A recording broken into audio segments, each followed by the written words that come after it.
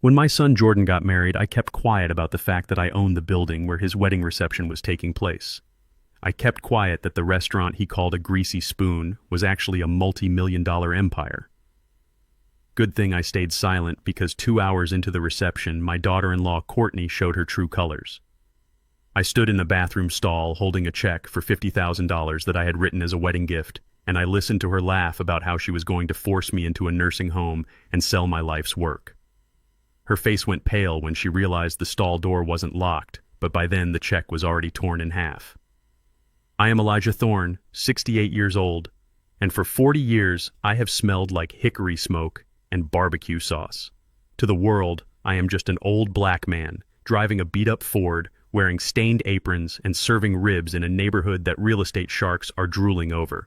They see calloused hands and gray hair, and they assume I am slow. They assume I am simple. They assume I am broke. My son Jordan used to look at my hands with pride, but somewhere between his Ivy League education and meeting Courtney Miller, he started looking at me with shame. Before I continue this story of betrayal and justice, I want to know where you are tuning in from. Let me know in the comments below if you have ever been underestimated by the people you sacrificed everything for. Please hit like and subscribe if you believe respect is more important than money. It was a Sunday in Napa Valley, the kind of day that costs more than my father made in a lifetime. The sun was hitting the vines just right, making them look like rows of gold, but I couldn't appreciate the view. I was too busy adjusting the collar of a $3,000 Italian suit that felt like a straitjacket. I walked up to the reception entrance, a white tent that looked like a cloud floating on the grass. The hostess, a young woman with a clipboard and a headset, smiled at me until I gave her my name. Thorne, I said, keeping my voice low. Elijah Thorne, father of the groom. Her smile faltered. She ran her finger down the list, flipped a page, and then flipped another. Her perfectly manicured finger stopped at the very last page. Oh, yes, Mr. Thorne. She didn't make eye contact. You are at table 15. Let me show you the way. I followed her past the head table where crystal glasses sparkled under the chandelier. We walked past the tables filled with Courtney's family, the real estate tycoons and marketing executives laughing with their mouths wide open. We walked past the college friends, the colleagues, and even the photographer's station. We kept walking until the carpet ended and the floor turned to wood.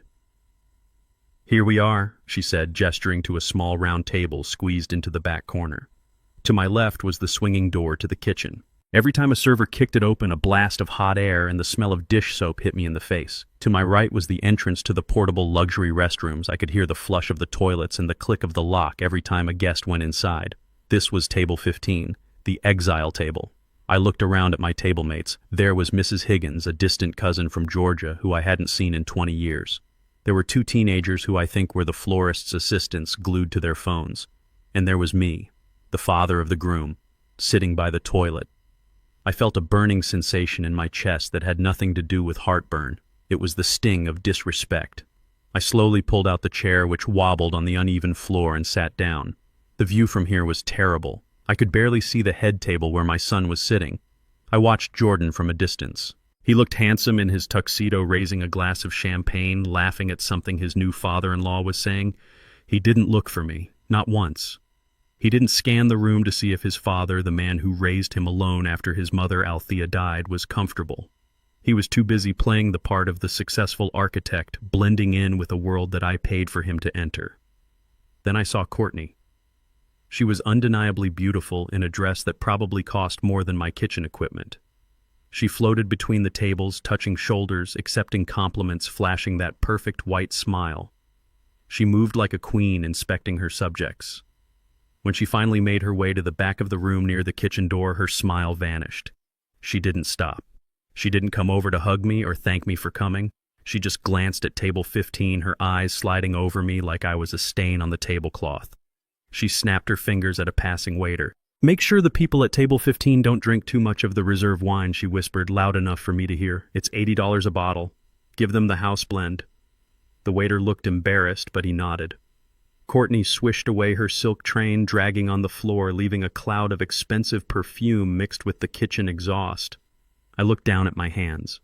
They were clean scrubbed raw for this occasion, but I could still see the faint lines of charcoal under my fingernails. I looked at the sleeve of my suit. It was a dark navy, tailored to perfection. Nobody at this wedding knew the story of this suit. 2 weeks ago, Jordan had come to me nervous and sweating.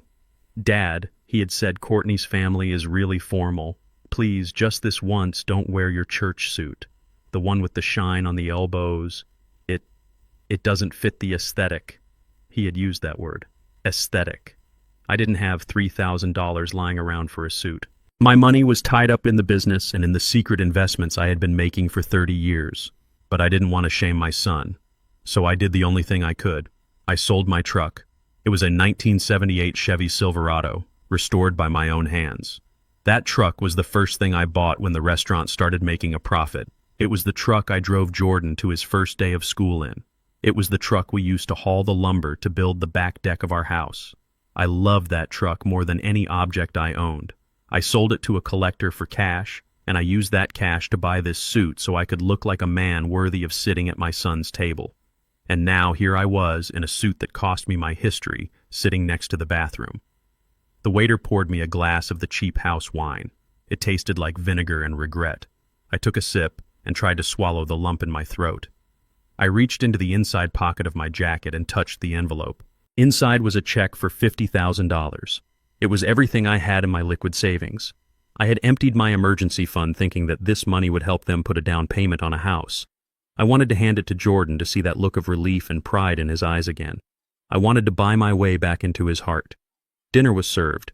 The filet mignon at my table was cold, probably because we were the last to be served even though we were right next to the kitchen.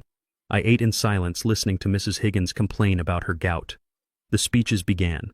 Courtney's father, a man who owned a chain of car dealerships, stood up. He spoke about legacy, about two powerful families coming together. He talked about how proud he was of Jordan for joining their firm. He never mentioned me. He never mentioned Althea.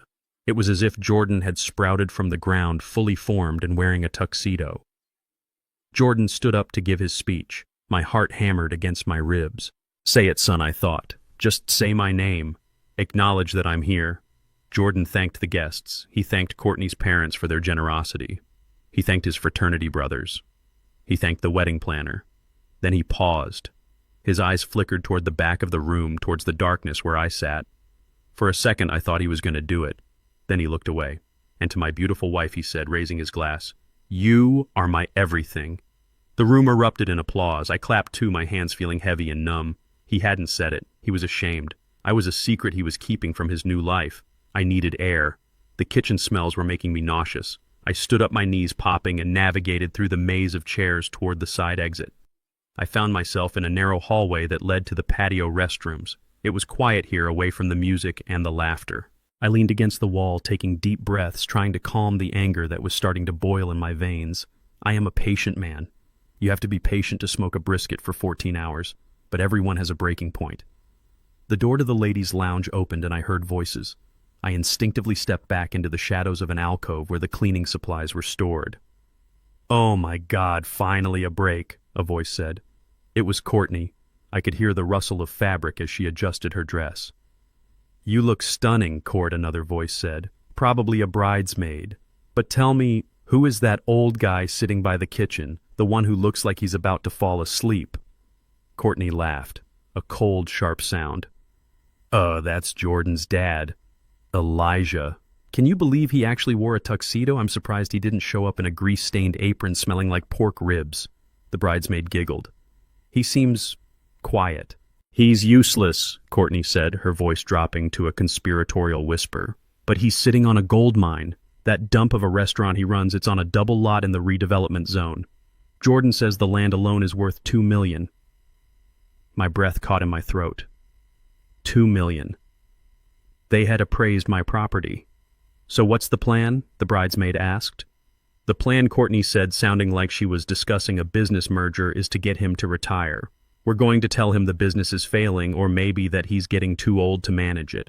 Jordan is going to push for power of attorney. Once we have control, we sell the land, bulldoze that ugly shack, and use the money to fund our own firm. But won't he object?" "Please," Courtney scoffed. "He's a simpleton. He barely finished high school. He thinks Jordan is a god. If Jordan cries a little and says he needs help, the old fool will sign anything. We give him a little allowance, stick him in a budget-assisted living facility, and everyone wins. I just need to tolerate him for a few more months." I stood there in the dark, my hand clutching the envelope in my pocket so hard the paper crinkled. A simpleton, a fool. Stick him in a facility. This wasn't just disrespect, this was a conspiracy, this was a heist. My son, the boy I had taught to walk, the boy I had held when he cried over a broken toy, was plotting to erase my existence. I didn't storm into the ladies' room. I didn't scream. I did something quieter. I pulled the envelope out of my pocket. I looked at the name written in my careful cursive handwriting. Mr. and Mrs. Jordan Thorne. I thought about the sweat, the burns, the early mornings and late nights that had gone into earning that $50,000. I thought about my truck driven by a stranger now. Slowly, deliberately, I tore the envelope in half. The sound was loud in the quiet hallway. Rip. Then I put the halves together and tore them again. Rip. And again. Until the $50,000 gift was nothing but confetti in my calloused palm. I walked over to the trash can in the corner of the hallway and let the pieces fall. They fluttered down, landing on top of used paper towels. "Goodbye, new house down payment," I whispered. I walked back into the reception hall. The DJ had started playing a fast song and people were flooding the dance floor.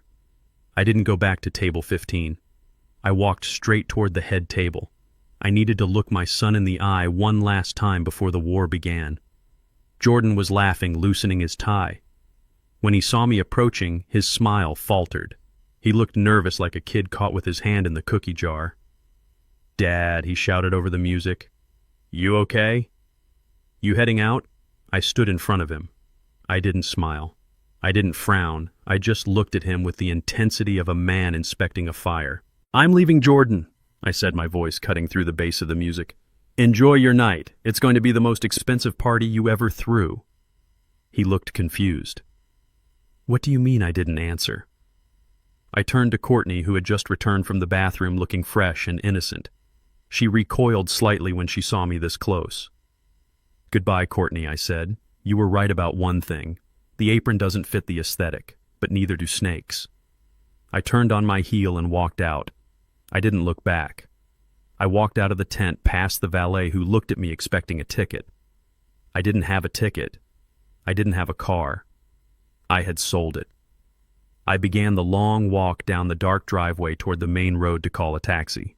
As I walked, I took my phone out of my pocket. I dialed a number I hadn't called in years. It rang twice before a gruff voice answered. "Hello, Harrison," I said. "It's Elijah." "Elijah, it's 10 o'clock on a Sunday. Is everything all right?" "No, Harrison. Everything is far from all right. I need you to dust off your law degree, and I need you to meet me at the restaurant at 6 a.m. sharp." "What's going on, Elijah?" I looked back at the glowing tent in the distance where my son was dancing on the grave of our relationship. "I'm updating my will," I said. "And Harrison. Bring the eviction notices. We have some tenants to clear out." 2 weeks of silence had passed since the wedding reception. 2 weeks where I sat alone in my house, staring at the phone, waiting for an apology that I knew would never come. I had gone back to work at the restaurant, throwing myself into the heat of the smoker, letting the physical labor numb the ache in my chest. I thought I had seen the worst of it. I thought the disrespect at the wedding was the climax of our estrangement. I was wrong. It was only the prologue. It was a Tuesday night, and a heavy storm was battering the windows of my craftsman-style home. The house was built in the 1950s, solid oak and brick, a place that had sheltered 3 generations of Thornes. I was sitting in my recliner reading a book when headlights swept across the living room wall. A car door slammed, then another. Then the doorbell rang, urgent and demanding. I pulled myself up, my joints popping in the damp weather, and opened the front door. Standing on my porch, drenched in rain, were Jordan and Courtney. Between them, they had 4 massive suitcases and a collection of boxes that looked like they had been packed in a hurry. Jordan looked wet and miserable. Courtney looked furious, holding a designer bag over her head to shield her hair from the rain. "Dad," Jordan stammered, water dripping from his nose. "We need help. It is an emergency." I looked at them. Part of me, the part that was still hurt from the wedding, wanted to close the door. But the father in me, the man who had promised Althea on her deathbed that I would always look out for our boy, stepped aside. "Come in," I said, "before you catch pneumonia." They dragged their luggage into my foyer, leaving a trail of muddy water on the hardwood floors. Courtney dropped her bags with a heavy sigh and immediately began inspecting her coat for water damage. She didn't say hello. She didn't look at me. She just looked at her coat. What happened? I asked, handing Jordan a towel. It is the apartment, Jordan said, wiping his face. The pipes burst. The whole place is flooded. The landlord says it will take at least a month to fix everything. The floors are ruined. The walls are full of mold. We have nowhere else to go, Dad. I looked at Courtney. She was busy typing on her phone, ignoring the conversation. The story sounded rehearsed. Jordan was a terrible liar. He always looked down at his shoes when he wasn't telling the truth. He was looking at his shoes now. But what could I do? Throw my son out into the storm. You can stay here, I said. The guest room is made up. Actually, Courtney said, finally looking up. Her eyes scanned the living room, taking in the old family photos, the worn velvet armchair, the heavy curtains. The guest room is too small for all our stuff, and the bed is bad for my back. We will need more space if we are going to be here for a month. It is just temporary, Jordan added quickly, sensing my hesitation. Just until the insurance sorts it out. I nodded slowly. Make yourselves at home, I said, but please be quiet. I have to be at the smoker by 4 a.m. I went to bed with a knot in my stomach. I lay awake listening to them moving around downstairs. I heard furniture being dragged. I heard Courtney complaining about the smell of the house. She said it smelled like old people in Greece. I heard Jordan shushing her. Eventually the house fell silent, but I didn't sleep well. I had let the wolves into the sheep pen, and I had a feeling I was going to regret it. The next morning I left before they woke up. The restaurant was busy that day. We had a lunch rush that didn't end until 3 p.m. I was exhausted, covered in sweat and sauce, but my mind was on my house. I had a bad feeling all day, a gnawing anxiety that made my hands shake when I was chopping the brisket. I left the manager in charge and drove home early. When I pulled into the driveway, I saw a pile of boxes on the curb. It wasn't trash day. I parked the truck and walked over to the pile. My heart stopped. Sitting on top of a cardboard box was a quilt. It wasn't just any quilt. It was the patchwork quilt Althea had made during her chemotherapy treatments. Each square was a piece of fabric from one of Jordan's old baby clothes. It was the most precious thing she had left behind. It was sitting in the dirt. I ran to the front door and threw it open. The hallway was filled with more boxes, books, photo albums. The vintage sewing machine Althea had used to hem Jordan's pants for school. Her collection of ceramic angels. All of it. All of Althea's things were piled in the hallway like garbage waiting for the dump truck. A sound came from the end of the hall. The sound of upbeat electronic music. It was coming from Althea's room. When Althea died 5 years ago, I had kept her room exactly as she left it. Her perfume bottles were still on the vanity. Her Bible was still on the nightstand, open to her favorite psalm. It was my sanctuary. I would go in there on Sunday afternoons just to sit in her chair and feel close to her. It was a sacred space. I walked down the hall, my boots heavy on the floor. The door to Althea's room was wide open. I stepped inside and felt the air leave my lungs. The room was gone. The soft lavender walls had been painted a blinding sterile white. The heavy oak furniture was gone. The vanity was gone. The bed was gone. In their place were yoga mats, a ring light on a tripod, and a sleek, modern white desk with a laptop on it. The warm, comforting smell of lavender and old paper was replaced by the chemical sting of fresh paint and some artificial citrus air freshener.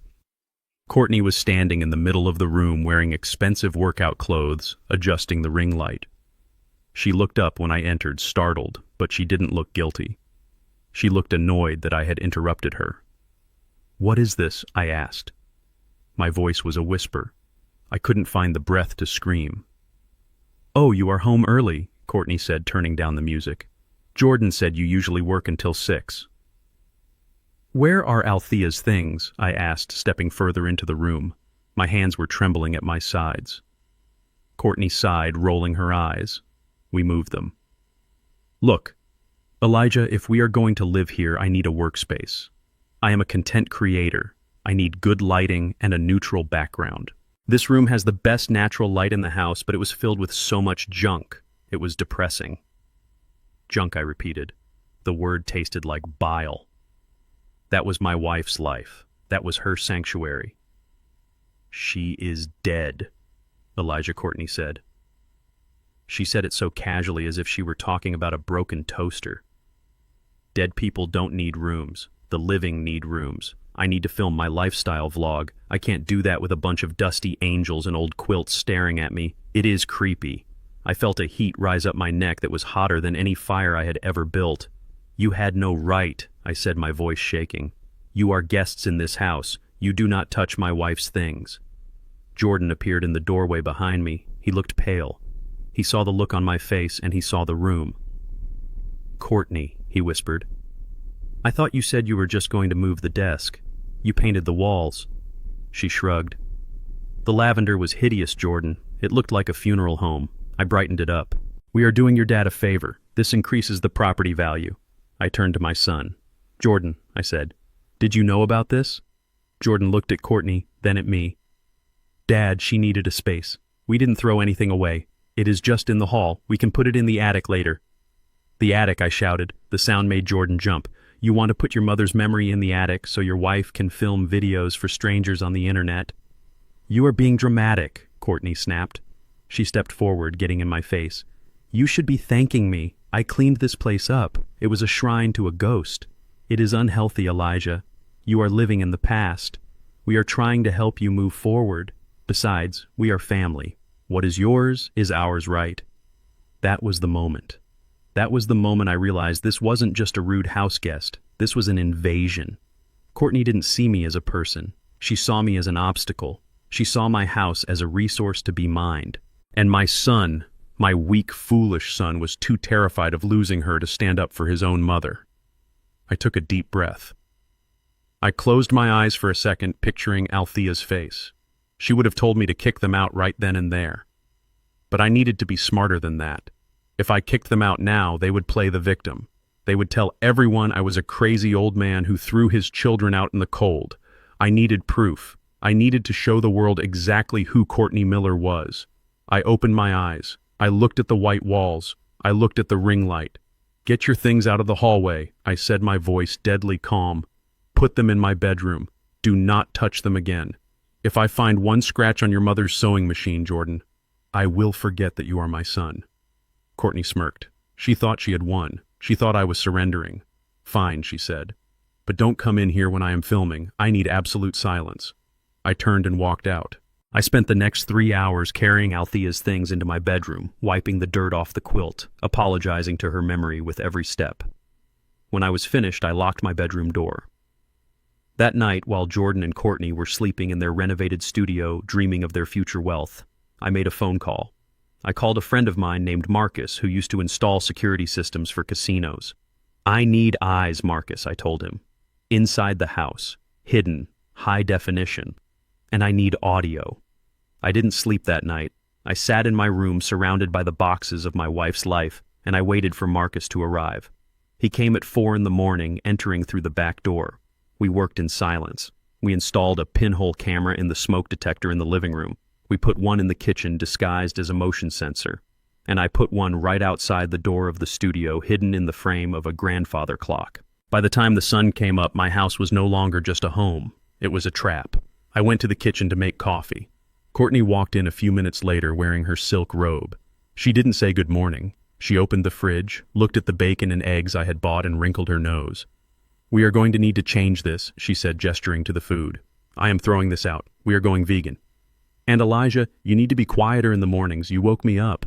I poured my coffee. I took a sip. I looked at the smoke detector above her head where a tiny red light blinked, once invisible to the naked eye, but clear as day to me. "Do whatever you want, Courtney," I said. "Make yourself at home." She smiled, a cold, predatory smile. "Oh, I intend to," she said. "This place has potential. Once we get rid of the junk." I watched her walk away. I took another sip of coffee. Smile for the camera, I thought. Your movie has just started. The war for my dignity didn't start in a courtroom or a boardroom. It started in my kitchen, right in front of the refrigerator. 3 days after the invasion of my home, I came back from the restaurant bone-tired. My joints were aching from standing over the smoker for 12 hours, and all I wanted was the leftover collard greens and ham hocks I had slow-cooked on Sunday. It was my comfort food, a recipe that had been passed down from my grandmother, who was a sharecropper in Alabama. That food was the only thing that made the silence of my empty house bearable. I walked into the kitchen expecting the comforting smell of smoked meat. Instead, the air smelled like raw cleaning vinegar and kale. I opened the refrigerator door and blinked. The shelves were bare. My Tupperware containers full of greens were gone. The slab of bacon I kept for breakfast was gone. The jar of rendered duck fat I used for frying potatoes was gone. Even the pitcher of sweet tea was missing. In their place were rows of glass containers filled with things I couldn't pronounce: quinoa, chia seeds, almond milk, and bags upon bags of raw spinach. I stood there, the cold air from the fridge hitting my face, feeling a mixture of confusion and rising anger. "Looking for the heart attack in a bowl," a voice said behind me. I turned around. Courtney was sitting at the kitchen island eating a green apple with a knife and fork. She didn't look up from her tablet. "Where is my food, Courtney?" I asked, closing the fridge door a little harder than necessary. "I tossed it," she said calmly. "It was toxic, Elijah. Do you know how much sodium was in those greens? And the pork. It is literally poison. Jordan and I are doing a cleanse, and since we are living here, we decided to make it a household rule. No processed meats, no refined sugar, no soul food." I felt my hands curl into fists. "Soul food," I said, trying to keep my voice steady. "That is what raised your husband. That is what paid for his college degree. That is what paid for the roof over your head right now." Courtney finally looked up. Her eyes swept over me, starting at my work boots and ending at my gray hair. She wrinkled her nose, a look of pure disgust crossing her face. "Speaking of the roof," she said, standing up and taking a step back, "you smell, Elijah. You smell like burnt animal fat and cheap smoke. It is seeping into the furniture. It is embarrassing. When my friends come over, they ask if we are having a barbecue, but it is just you. You are a walking health code violation."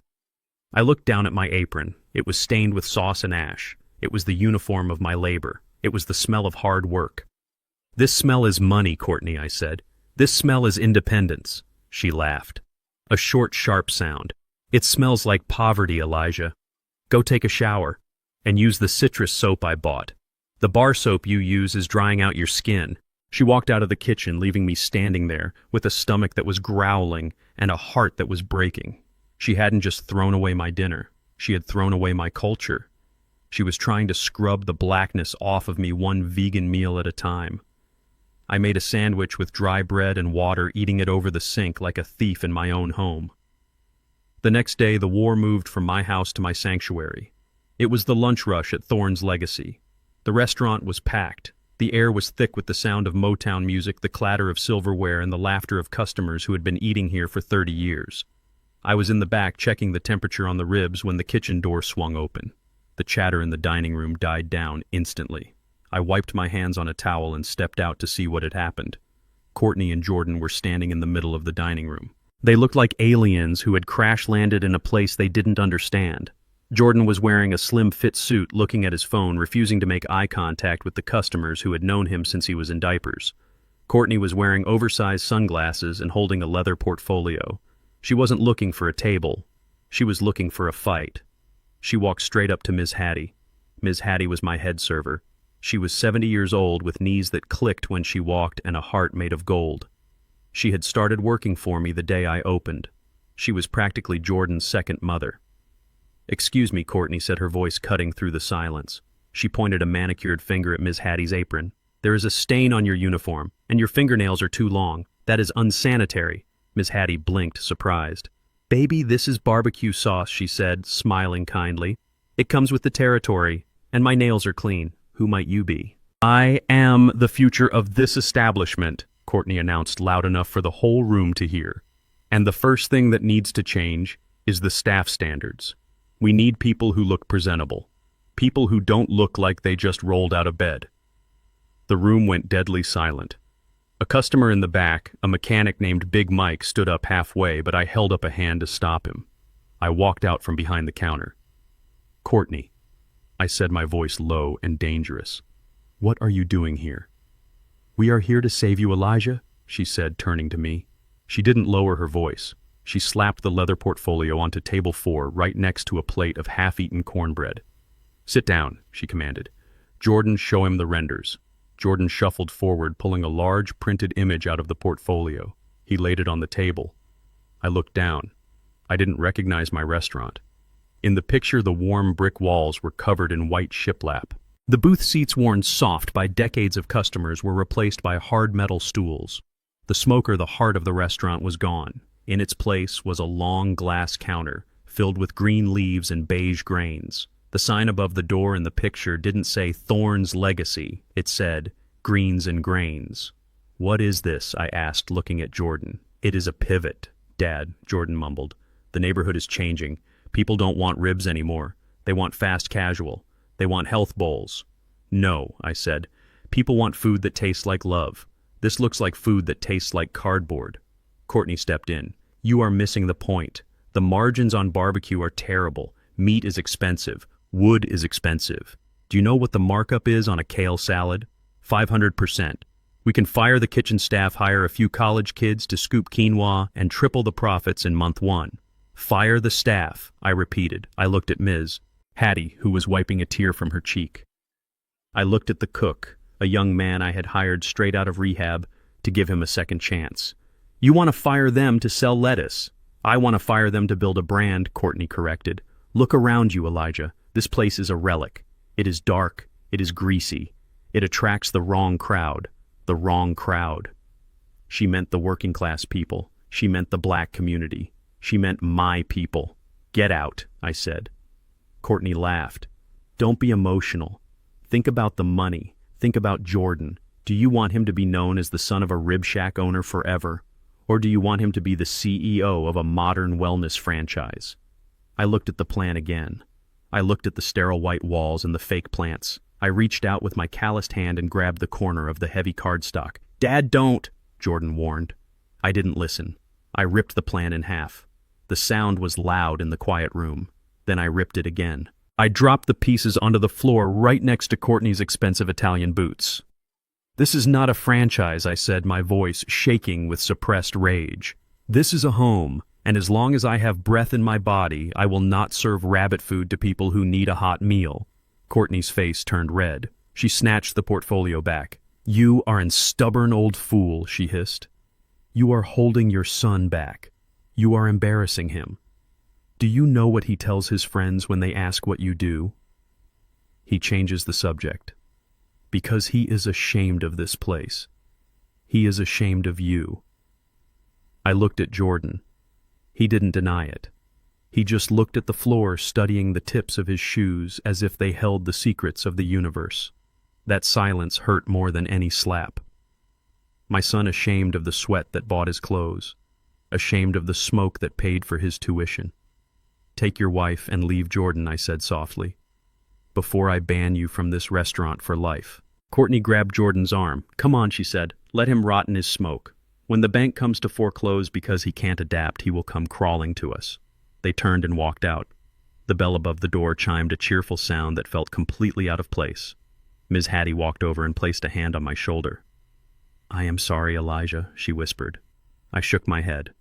"Don't be sorry, Hattie. Be ready." "For what, baby?" "For a war," I said, looking at the torn pieces of the plan on the floor. "They don't just want the money. They want to erase us. And I am not going to let that happen." I picked up a piece of the torn paper. It showed a logo of a green leaf. I crumpled it in my fist and threw it in the trash. Then I went back to the kitchen. I had ribs to check. And for the first time in years, the fire in the smoker felt like it was matching the fire in my belly. They wanted to clean up my act. I was about to show them that you can't wash away a legacy. The financial ambush happened on a Wednesday night. The house was quiet, but the air felt heavy like the pressure before a thunderstorm.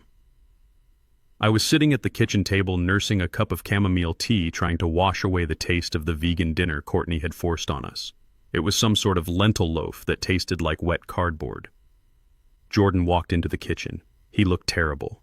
His skin was pale, his eyes were bloodshot, and he was wringing his hands the way he used to when he had failed a math test in high school. He pulled out a chair and collapsed into it, putting his head in his hands. "Dad," he whispered, "I am in trouble. Bad trouble." I put my mug down slowly. "What kind of trouble, Jordan?" "It is the market," he said, his voice trembling. "The investments. I tried to diversify our portfolio like Courtney suggested. We put everything into these new tech startups and crypto. It was supposed to be a sure thing, but the market crashed yesterday. We lost everything, Dad. Our savings, the money for the house repairs, everything." I looked at my son. I saw the sweat on his forehead. I saw the desperation in his eyes. But I also saw something else. I saw a rehearsal. He was reciting lines, how much I asked. Jordan swallowed hard. $200,000. And the margin calls are coming in. If I don't pay by Friday, they are going to seize our accounts. They might even come after my salary. Dad, I could lose my license. I could go to jail for negligence. He reached across the table and grabbed my hand. His palm was clammy. I need a favor, Dad. A big one. Just a temporary loan. I don't have $200,000 in cash, Jordan, I said calmly. You know that. I put everything back into the business. I know, he said quickly. But you have the restaurant, the building. It is paid off, right? Yes, you could leverage it. Jordan said, his eyes lighting up with a desperate hope. You could take out a home equity line of credit or a small business loan against the property. Just for a few months. Once the market bounces back, I will pay it off. I swear. I pulled my hand away. You want me to mortgage my life's work. You want me to put the only thing I own on the line for your gambling. It wasn't gambling, it was investing, he argued, sounding exactly like Courtney. And it is not risking it. It is just paper, Dad. Please. If you don't help me, Courtney will leave me. She can't handle being poor. She has standards. That was the truth.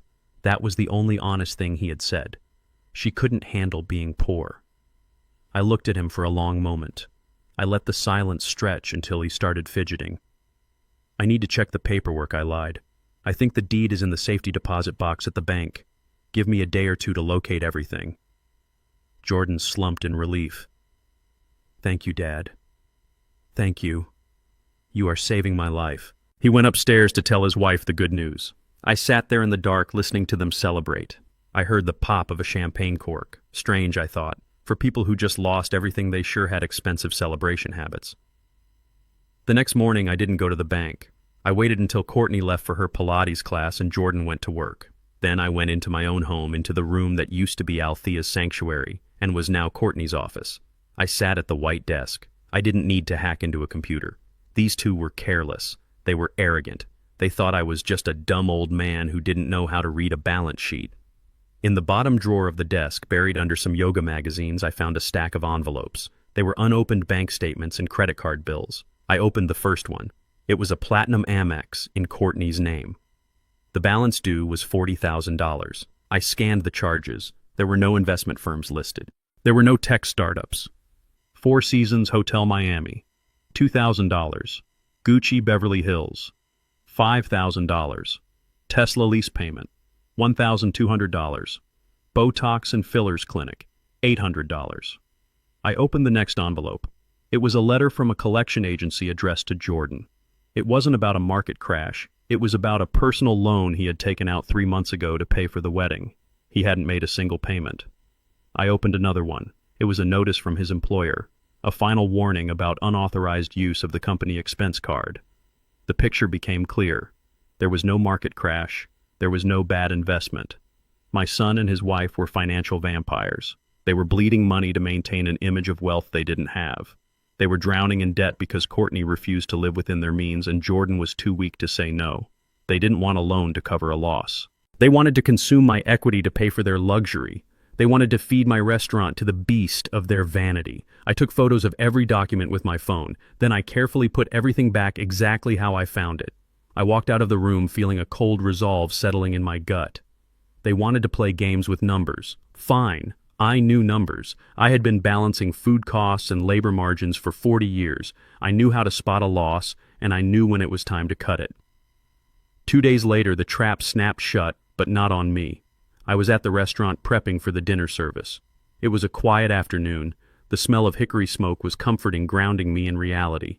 The front door opened and a man walked in. He wasn't a customer. He was wearing a suit that was too shiny and shoes that were too pointy. He was holding a laser measuring device and a clipboard. He didn't look at the menu. He looked at the ceiling. He looked at the floors. He pointed his lasers at the far wall and wrote something down.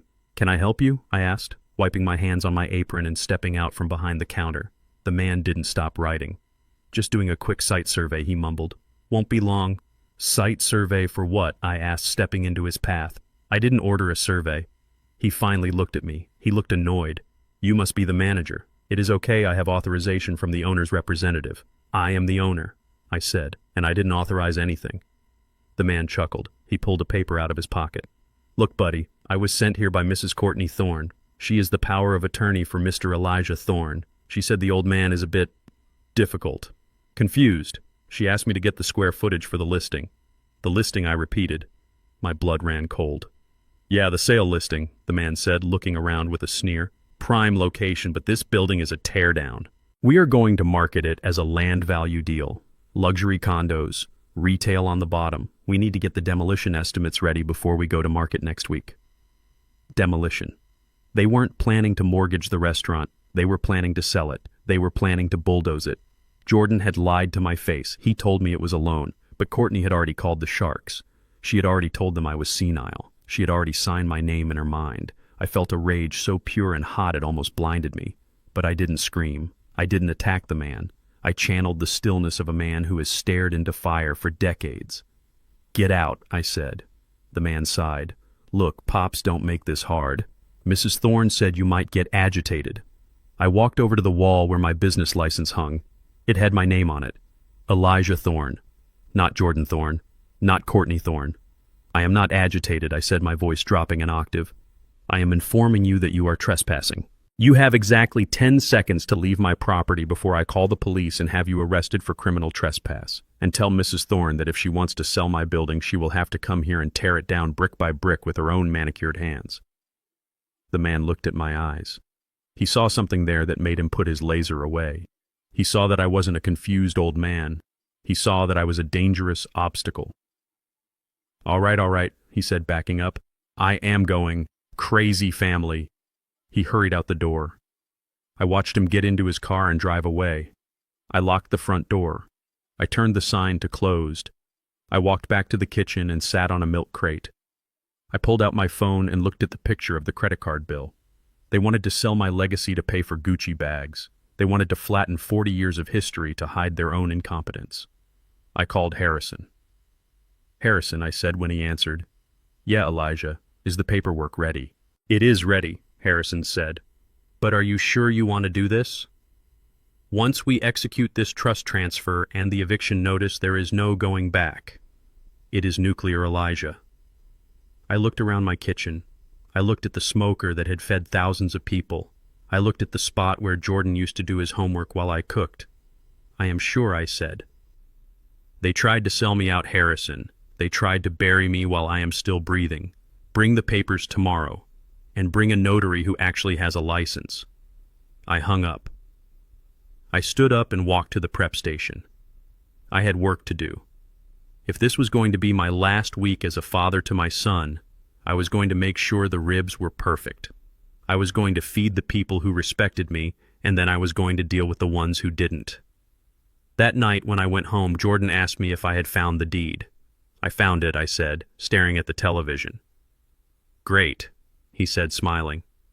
So we can go to the bank on Monday. Monday sounds perfect, I said. Monday was indeed going to be perfect, but not for him. Monday was the day the sheep was going to bite back.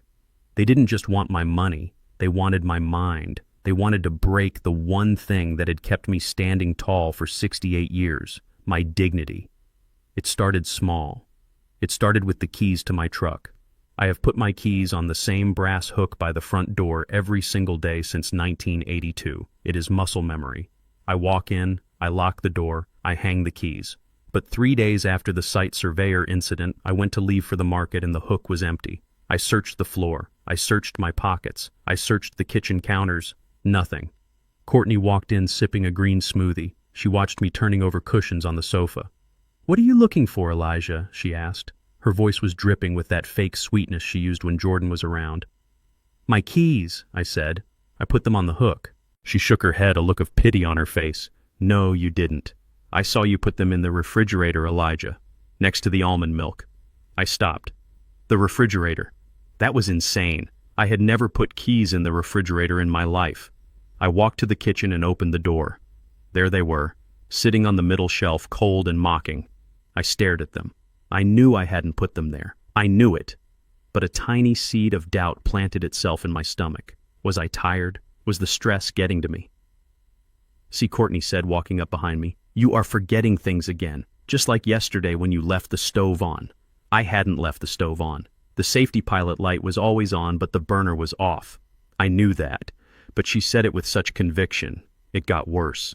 My wallet disappeared from my nightstand and reappeared in the bathroom sink. My blood pressure medication, which I took like clockwork at 7 in the morning, vanished. I found the bottle 2 days later in the trash can in the garage. Courtney was always the one to find them. She was always the hero. "Oh, Dad, you must have dropped it," she would say. Or, "Elijah, you are getting so confused lately. Maybe you should stop driving." Then came the whispers. I was watering the front lawn trying to ignore the headache that had been plaguing me when I saw Courtney talking to Mrs. Gable next door. Mrs. Gable was a sweet woman, the neighborhood gossip. Courtney was leaning in close, looking distressed. She gestured toward me, then tapped her temple. I turned off the hose and walked over. The conversation stopped abruptly. Mrs. Gable looked at me with wide, fearful eyes. She took a step back. "Hello, Mrs. Gable," I said. "Oh, hello, Elijah," she stammered. "Courtney was just telling me about your episodes. I am so sorry. If you ever need help finding your way home, just holler." "My episodes." I felt the blood rush to my face. "I am fine, Mrs. Gable," I said, my voice hard. "I know exactly where I am." Courtney put a hand on my arm. Her grip was tight, her nails digging into my skin. "Come on, Elijah," she said soothingly. "You are getting agitated again. Let's go inside before you have an accident." She led me away like an unruly child. When we got inside, she dropped the act. Her face went blank. "Stop fighting it, old man," she whispered. "Everyone believes it. You are losing your grip. It is only a matter of time before you hurt yourself." I went to my room and locked the door. I looked in the mirror. My eyes looked tired. My hands were shaking. Was she right? Was I losing it? No, that was what she wanted. She wanted me to doubt my own reality so I would sign the papers. I was not crazy. I was being hunted. The climax of her campaign came on a Saturday night. Jordan and Courtney decided to host a dinner party. They invited 2 couples from Jordan's firm and Courtney's parents. It was a show. A performance to display their new lifestyle and their benevolent care for the senile father. I didn't want to attend. I wanted to stay in my room. But Jordan insisted. "Please, Dad," he said. "It is important for my career. Just sit there and eat. You don't have to say anything." So I put on a clean shirt. I went downstairs. The table was set with my mother's fine china which Courtney had dug out of storage. The room smelled of roasted chicken and expensive perfume. Courtney came up to me before the guests arrived. "Here is your medicine, Elijah," she said, handing me a small paper cup with 2 pills in it. "You forgot to take it this morning. We don't want your blood pressure spiking tonight." I looked at the pills. One was blue, one was white. My blood pressure pills were both white. "What is the blue one?" I asked. "It is a vitamin," she said quickly. "Just take it. Don't cause a scene." I looked at her. I hesitated. But Jordan was watching me from the hallway, looking anxious. If I refused, I was the difficult, crazy old man. If I took it, I was the compliant father. I swallowed the pills. The guests arrived. The wine flowed. The conversation was all about real estate trends and market volatility. I sat at the end of the table, silent. 20 minutes into the meal, the room started to swim. My hands felt heavy like they were made of lead. My tongue felt too big for my mouth. The voices around the table started to sound distant, like they were coming from underwater. I blinked, trying to clear my vision. I saw Courtney watching me. She wasn't eating. She was waiting. "Mr. Thorne," one of the guests asked me, "Jordan tells us you used to run a restaurant." I tried to answer. I tried to say that I still ran a restaurant, that I was the owner, but when I opened my mouth, the words slurred together. I run, smoke, meat. The words came out as an incoherent mumble. My head lolled forward. I tried to lift my fork to take a bite of mashed potatoes, but my grip failed. The fork clattered onto the china plate. My hand swept sideways, knocking over a crystal goblet of red wine. The glass shattered. The red wine soaked into the white tablecloth, looking like a fresh wound. The table went silent. "Oh my God!" Courtney shrieked. She jumped up. "Dad! Dad, are you okay?" I tried to stand up, but my legs wouldn't work. I slumped back into the chair, drool forming at the corner of my mouth. I knew what was happening. It wasn't dementia. It was a sedative. That blue pill. She had drugged me. "He is having an episode," Courtney announced to the horror-struck guests. She grabbed a napkin and started wiping my face, aggressively smearing the wine and saliva. "I am so sorry, everyone." The doctor said this stage would come. He loses control of his motor functions. He gets confused. I tried to push her away, but my arms were useless. "Get off me," I groaned. Shh, shh, it is okay, Courtney cooed. We have got you. Jordan helped me get him upstairs. He is a danger to himself. Jordan stood up. He didn't look at me with concern. He looked at me with embarrassment. He grabbed my arm and hoisted me up. I was a prop in their tragedy. I was the cautionary tale. They dragged me up the stairs, my feet hitting every step. They threw me onto my bed. Courtney leaned over me. Her face was blurry, but her voice was sharp as a razor. "See," she whispered, "you are helpless. You can't even feed yourself. You are done, Elijah." I passed out. When I woke up, it was morning. My head was pounding. My mouth was dry as dust. I sat up the memory of the night before crashing down on me. The humiliation. The helpless rage. I heard voices in the hallway. I dragged myself out of bed and opened the door a crack. Jordan and Courtney were standing there. Jordan was holding a glossy brochure. "It is the best option," Courtney was saying. "Sunny Meadows. They have a memory care unit. It is secure. He can't wander off. He can't burn the house down. And most importantly, he can't embarrass us in front of the partners again." Jordan looked at the brochure. "It costs $6,000 a month, Court." "We sell the restaurant," Courtney said. "That covers it for 10 years. It is the only way. He is dangerous, Jordan. Did you see him last night? He looked like a vegetable. Do you want to come home and find him dead at the bottom of the stairs, or do you want him safe?" Jordan sighed, a long, defeated sigh. "You are right. I will call them tomorrow. We will get the power of attorney finalized this afternoon. I can't watch him deteriorate like this." I closed the door silently. Something inside me snapped. It wasn't a snap of madness. It was the snap of a tether breaking. The tether that bound me to my son. The tether of unconditional love that had made me blind to his weakness. He wasn't protecting me. He was discarding me. He was willing to lock me away in a room with a locked door medicated into oblivion just so he didn't have to deal with the inconvenience of my existence. He was willing to sell my legacy to pay for my imprisonment. I walked to the window. The sun was shining. The world was going on. I wasn't sad anymore. I was cold. I was ice. I went to my closet.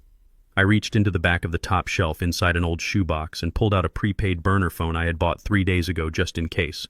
I didn't trust the landline. I didn't trust my cell phone. I dialed Harrison's number. He answered on the first ring. It was Sunday. He was at church. "Harrison," I said. My voice was raspy, but it was steady. "Elijah, how are you?" "I am done, Harrison. What happened?" "They drugged me," I said, "and now they are planning to commit me.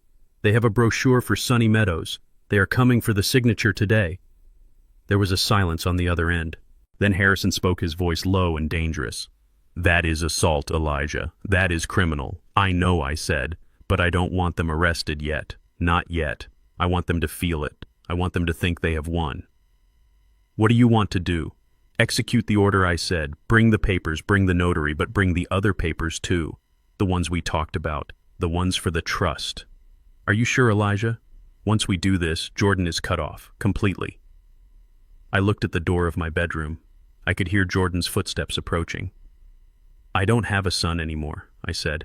"I have a tenant, and his lease has just expired." I hung up the phone and hid it back in the shoebox. I sat on the edge of the bed and waited. The door handle turned. Jordan walked in. He was holding a cup of coffee and a clipboard. He looked sad. He looked like a grieving son. It was a good performance. "Hey, Dad," he said softly. "How are you feeling?" I looked at him. I really looked at him. I saw the fear behind his eyes. I saw the greed. "I am tired, Jordan," I said. "I am so tired." He sat next to me. "I know, Dad. We are worried about you. Courtney and we think it is time to get you some help. Real help." He held out the clipboard. It was the power of attorney document. "Just sign this, Dad. We will take care of everything. You won't have to worry about bills or the restaurant ever again. You can just rest." I looked at the pen. I looked at his hand. "Okay, son," I said. "I will sign, but not today. My hand is shaking too much from the episode." Jordan's face fell, but he quickly recovered. "Okay. Okay. Tomorrow then. First thing tomorrow morning." "Yes," I said. "Tomorrow morning." He patted my knee and left. I stared at the closed door. Tomorrow morning was going to be a bloodbath. But this time it wouldn't be my blood. They wanted to play the game of who is the craziest. I was about to show them that sanity is just a matter of who holds the keys. And I still had the master key. Sunday morning arrived with a deceptive calm. The storm from the previous days had passed, leaving the sky a brilliant, innocent blue. Sunlight streamed through the windows, illuminating the dust motes dancing in the air. From the kitchen came the smell of coffee, and surprisingly the scent of bacon. Real bacon. Not the turkey substitute or the tempeh strips Courtney had been forcing on the household for weeks. It was the smell of a bribe. I sat at the dining room table wearing my Sunday best. I had dressed slowly, buttoning my shirt with deliberate clumsiness, knowing that they were watching. I could hear them whispering in the kitchen. The clink of silverware against china sounded like the sharpening of knives. I looked at my hands resting on the mahogany table. This table had been a wedding gift from my father. It had seen Thanksgiving dinners, birthday parties, and funeral wakes. Today it was going to see an execution. But they didn't know who was going to be the one walking to the gallows. Courtney walked in first carrying a tray. She was wearing a pastel yellow dress that made her look like a benevolent nurse. She placed a plate of eggs and bacon in front of me with a smile that didn't reach her eyes. "Good morning, Dad," she chirped. "I made your favorite. You need your strength today." Jordan followed her, looking like he hadn't slept in a week.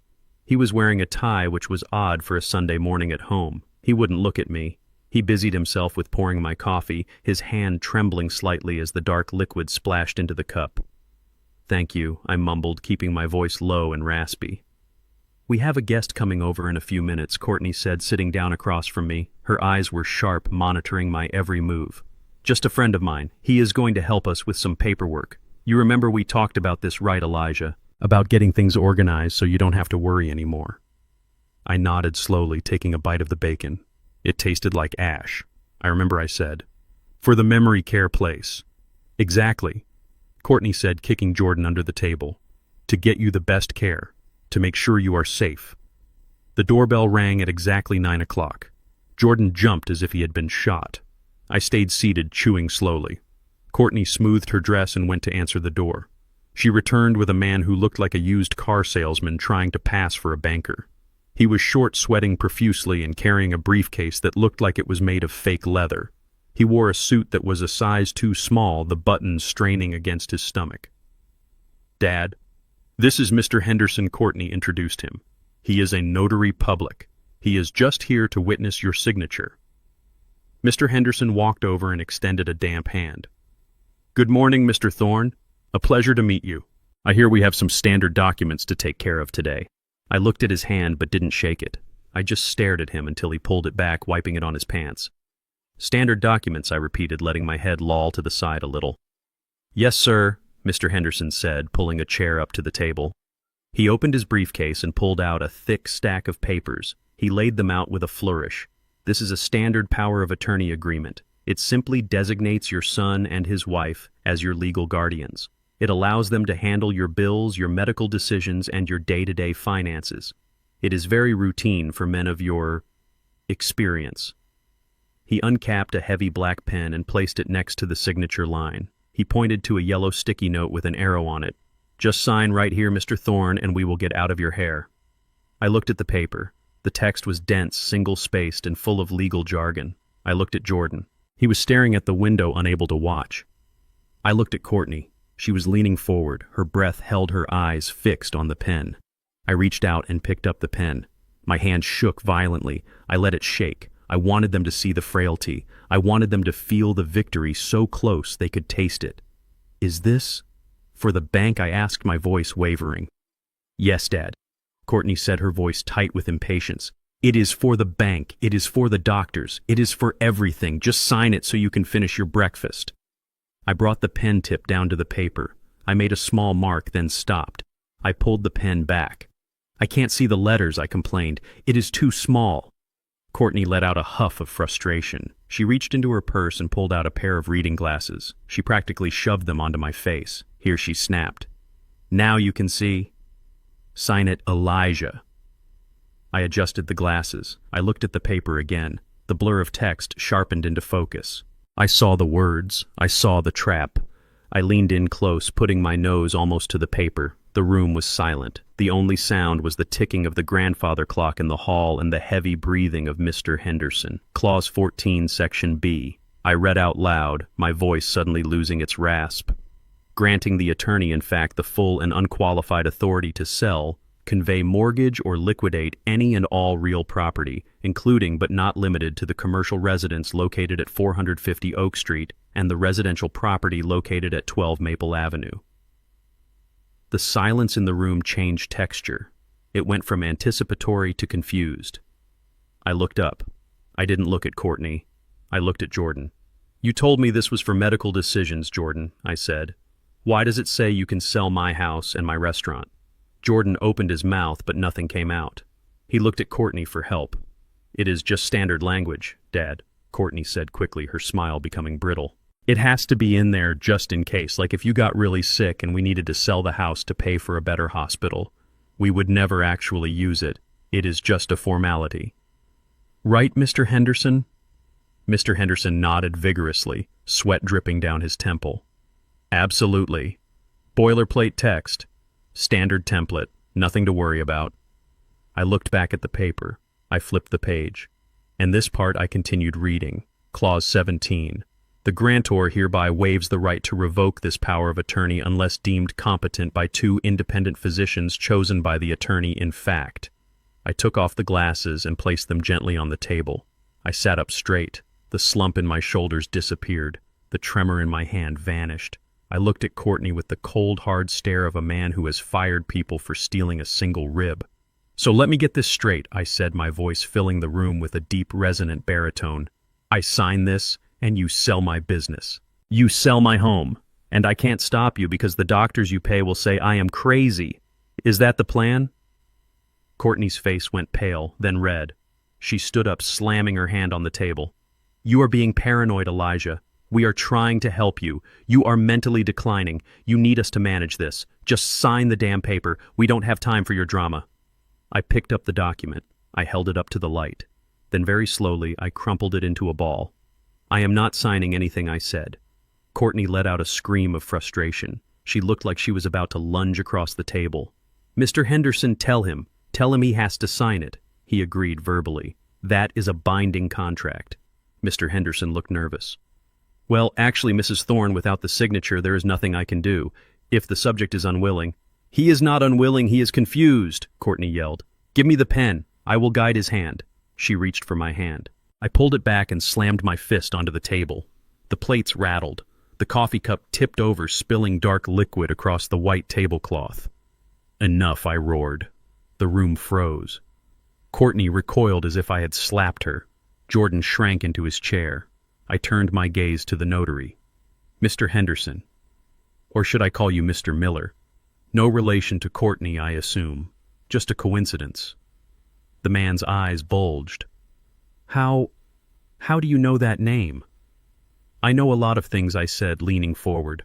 I know that you used to have an office on 5th Street, and I know that 6 months ago the State Board of Notaries revoked your license permanently. Courtney gasped. She looked at Henderson. Is that true? I ignored her. I kept my eyes on the fraud. You were caught notarizing forged deeds for nursing home patients in the county hospital. You were convicted of fraud and stripped of your seal. So, Mr. Henderson, I have a question for you. If I were to call the police right now and tell them you are in my house attempting to notarize a legal document with a revoked seal, how long do you think you would go to jail for? 5 years, maybe 10 since it involves elder abuse. Mr. Henderson stood up so fast his chair fell backward. He grabbed his briefcase with shaking hands. I didn't know, he stammered. Mrs. Thorne told me it was a family matter. She said everyone was in agreement. I can't be here. He scrambled away from the table, backing toward the door. Wait, Courtney shouted. You can't leave. We paid you. Keep the money, he yelled, fumbling with the doorknob. I am not going back to prison for this. He threw the door open and ran out, leaving it wide open. We could hear his car tires screeching as he peeled out of the driveway. The silence that followed was heavy, suffocating. The air in the room felt thick with the revelation. I looked at my son and his wife. Courtney was breathing hard, her chest heaving. She looked like a cornered animal. Jordan had his head in his hands, weeping silently. I stood up. I buttoned my jacket. I picked up the crumpled ball of paper and tossed it onto Courtney's plate right on top of the cold eggs. "Breakfast is over," I said. Courtney looked up at me. Her mask was gone. Her beauty was twisted into something ugly and hateful. "You think you are so smart," she hissed, "but you just signed your own death warrant. We will declare you incompetent anyway. We will get a court order. You can't fight us, Elijah. You are old. You are alone. We are the only family you have." I walked to the head of the table. I looked down at her. "I am not alone, Courtney. I have the truth. And I have Google. Next time you try to scam a man who built a business from the ground up, make sure you clear your browser history and make sure your accomplice isn't a known felon." I turned to Jordan. "And you," I said softly. "My son. You sat there. You watched her try to steal everything your mother and I built. You poured my coffee while she prepared the knife." "Dad, Jordan sobbed. "I didn't have a choice." "We always have a choice, Jordan," I said. "You just made yours." I walked out of the dining room. I walked to the front door and closed it, locking it firmly. I felt a strange lightness in my chest. The fear was gone. The hesitation was gone. The only thing left was the cold, hard resolve of a man who had work to do. I went into the kitchen and picked up my phone. I dialed Harrison. "They took the bait," I said. "The notary was a fraud, just like we thought." "Did you sign?" Harrison asked. "No," I said, "but I got everything I needed." They showed their hand. "It is time to drop the hammer, Harrison, file the eviction notice, and activate the trust protocols." I hung up. I could hear Courtney screaming at Jordan in the other room. I didn't care. I went to the refrigerator, took out the almond milk, and poured it down the sink. Then I took out a package of frozen ribs from the bottom of the freezer. It was time to start cooking again. It was time to bring the flavor back to this house. And it was going to be spicy. The sound of the front door slamming behind the fleeing notary echoed through the house like a gunshot. For a moment, there was only silence, the heavy, suffocating silence of a plan that had gone spectacularly wrong. I stood at the head of the table, my hands resting on the back of my chair, watching the two people who had plotted my demise.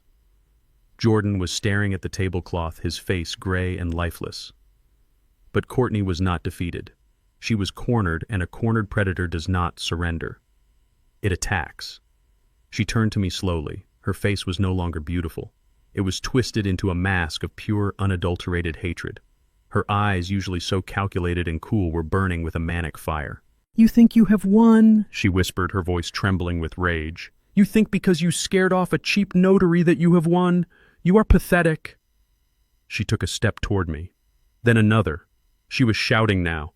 "You are a selfish, senile old man. Do you hear me? You are nothing. You are a relic. You spend your days sweating over a pit of fire cooking pig meat for people who can barely afford to tip. You smell like smoke and grease and failure. And you want to hold on to that. You want to keep that dump of a restaurant while your son, your own flesh and blood, is drowning." She pointed a finger at my chest, stabbing the air with every word. "We were trying to save you. We were trying to turn that piece of junk land into something valuable, something that matters. But you are too stupid to see it. You are so obsessed with your little legacy that you are willing to drag us down with you.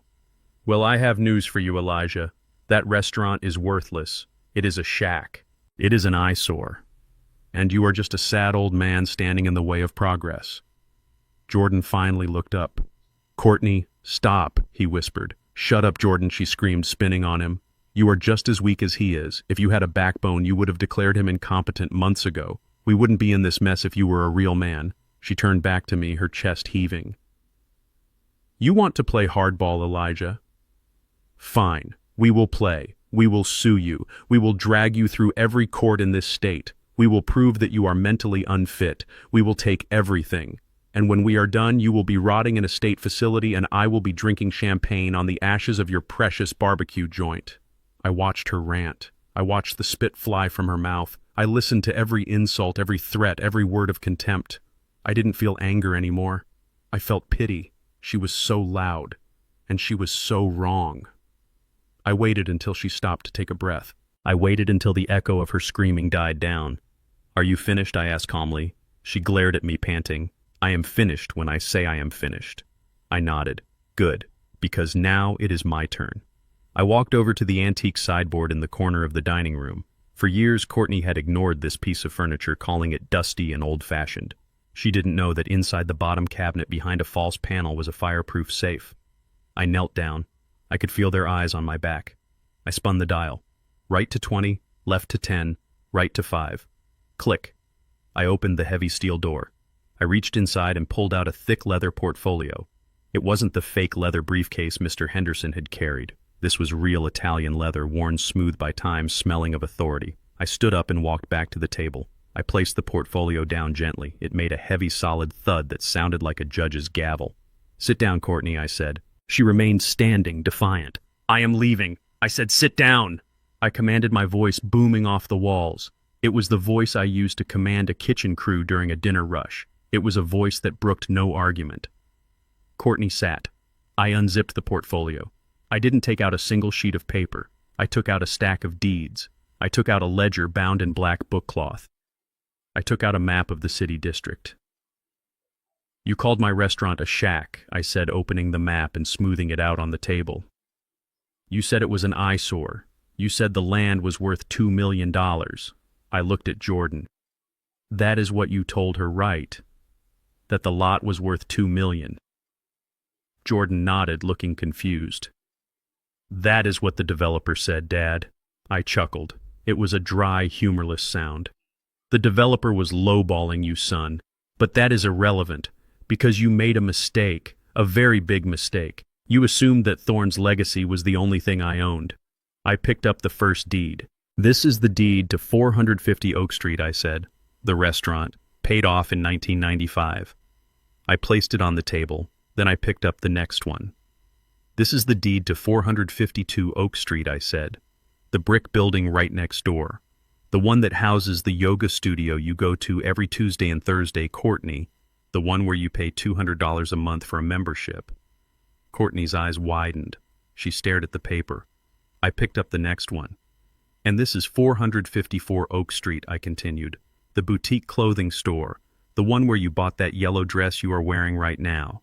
I believe the rent they pay me every month covers the mortgage on this house and then some." I placed it down. I picked up another and another. 456 Oak Street.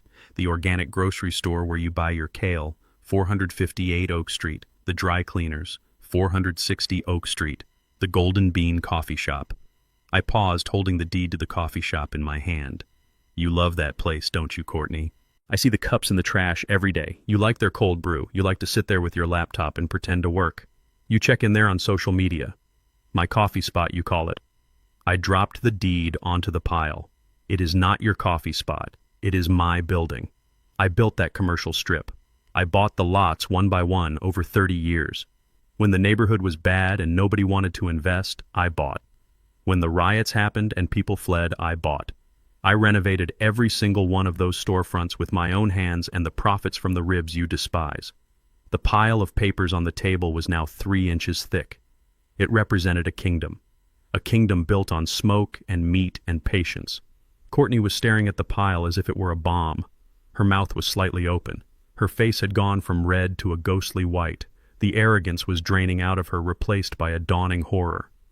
You own the strip," she whispered. "The whole strip." "I own the block, Courtney," I said. "From the corner of Oak all the way down to the intersection of Main. 12 businesses, 12 tenants. And do you know who the landlord is? Do you know who signs their leases?" I tapped the black ledger.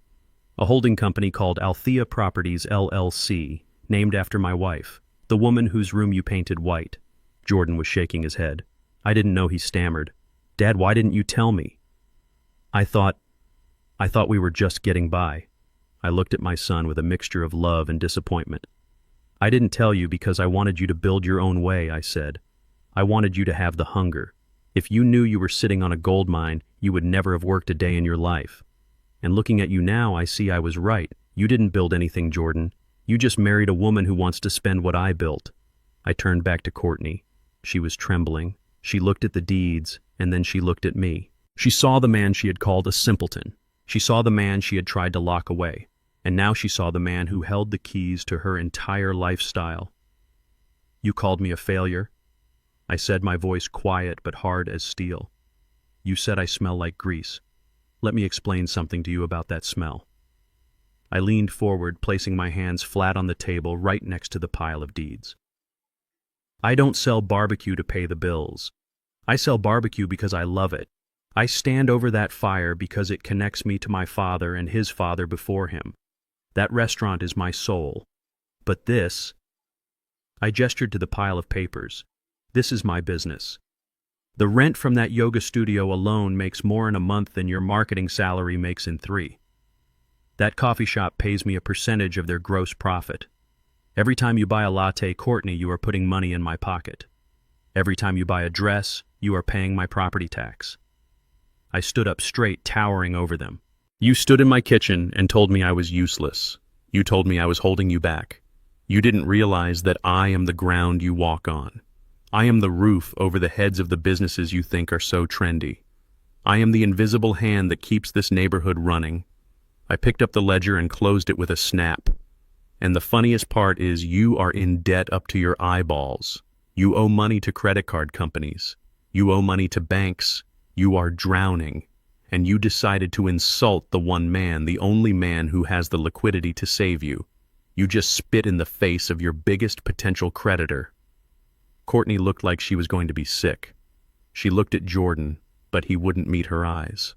He was staring at the deeds, realizing the magnitude of what they had almost thrown away, realizing that the father he was ashamed of was a tycoon in disguise. Dad, Jordan whispered, "Please, we didn't know." "Ignorance is not a defense," I said. "Greed is not an excuse. You plotted against me, you tried to steal from me, and you did it while eating my food and sleeping under my roof." I gathered the papers up and put them back in the portfolio. I zipped it shut. "The game is over," I said. "I am not signing your power of attorney. I am not going to a memory care facility. But things are going to change. Drastically." What are you going to do?"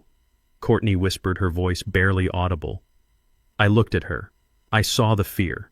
It was the fear of a parasite realizing the host is about to take medicine. "I am going to do what any good landlord does when the tenants become destructive," I said. "I am going to serve notice." I walked toward the door of the dining room. I stopped and looked back at them one last time. "You have 3 days," I said. "Pack your bags, pack your yoga mats, pack your arrogance, because Althea Properties LLC has a zero-tolerance policy for disrespect, and eviction starts now." The silence in the dining room was shattered by a sound that made my skin crawl. It was Courtney laughing. It wasn't a genuine laugh. It was a high-pitched, brittle sound, like glass breaking in a garbage disposal. She wiped her face with a napkin, trying to smear the look of terror back into a mask of composure. She stood up and walked around the table toward me, her hips swaying in an exaggerated rhythm. "Oh, Elijah," she said, her voice trembling slightly. "You really had us going there. That was quite a performance." She reached out to touch my arm, but I stepped back. She froze her hand, hovering in the air. "Come on, Dad," she continued, dropping the tone of the shrew and adopting the voice of a sweet, misunderstood daughter. "We didn't mean any of those things we said. We were just stressed. You know how it is. The market crashing, the house flooding. We were just trying to protect the family assets. If we knew you were sitting on this empire, we never would have worried. We are a team, right? The Thorne dynasty." She looked at Jordan, who was still staring at the floor. "Jordan, tell him. Tell him we are a team." Jordan looked up. His eyes were red. He looked at his wife, and then he looked at me. He saw the cold resolve in my eyes, and he knew the game was over. But Courtney was in denial. She was a narcissist who couldn't conceive of a world where she didn't win. "We can help you manage it," she said, speaking faster now, desperation leaking into her voice. 12 tenants. That is a lot of work for one man. You need a property manager. You need a marketing director. I can rebrand the whole strip. We can raise the rents. We can double your income, Elijah. We can be partners." I looked at her. I looked at the woman who minutes ago had called me a senile old fool, the woman who had drugged me, the woman who had thrown my dead wife's memories into the hallway. "You are right, Courtney," I said, my voice calm and even. "Managing 12 tenants is a lot of work. That is why I am getting rid of the worst ones first." Her smile faltered. "What do you mean?" "I mean you," I said. "You are the only tenant who doesn't pay rent. You are the only tenant who destroys the property, and you are the only tenant who tried to have the landlord committed to an asylum." I walked over to the front door and opened it wide. The morning sun streamed in blindingly bright. "I said you had 3 days," I said. But I have changed my mind. I don't trust you in this house for 3 more minutes. If I let you stay, you will probably burn it down or steal the copper wiring. I pointed to the driveway. Get out. Now. Courtney stared at the open door, her face contorted. You can't do this, she screamed, dropping the act completely. This is illegal. We have rights. We established residency. You have to give us 30 days' notice. I walked back to the table and picked up the fake power of attorney document she had tried to force me to sign. You established residency based on a lie, I said. You said your apartment was flooded. I called your landlord yesterday while you were at yoga. He told me you were evicted for non-payment of rent 2 weeks ago. There was no flood. You broke into my house under false pretenses. In the state of California, that is considered trespassing and fraud. So you can leave voluntarily, or you can leave in the back of a police car.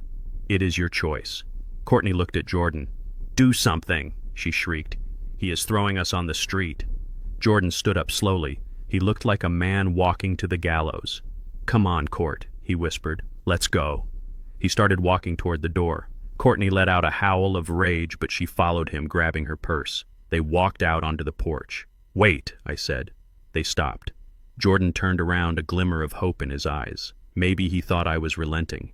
Maybe he thought I was going to offer them money for a hotel. The keys, I said. Jordan reached into his pocket and pulled out the house key. He held it out. No, I said. Not the house key. I will change the locks within the hour. I want the car key. Jordan froze. He looked at the silver Lexus parked in the driveway.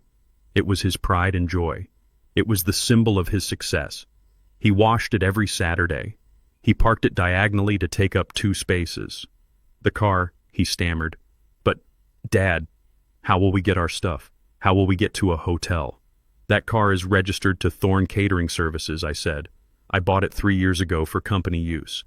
You have been using it as a personal vehicle, but since you are no longer an employee of the company and you are certainly not part of the family business anymore, the company is reclaiming its asset.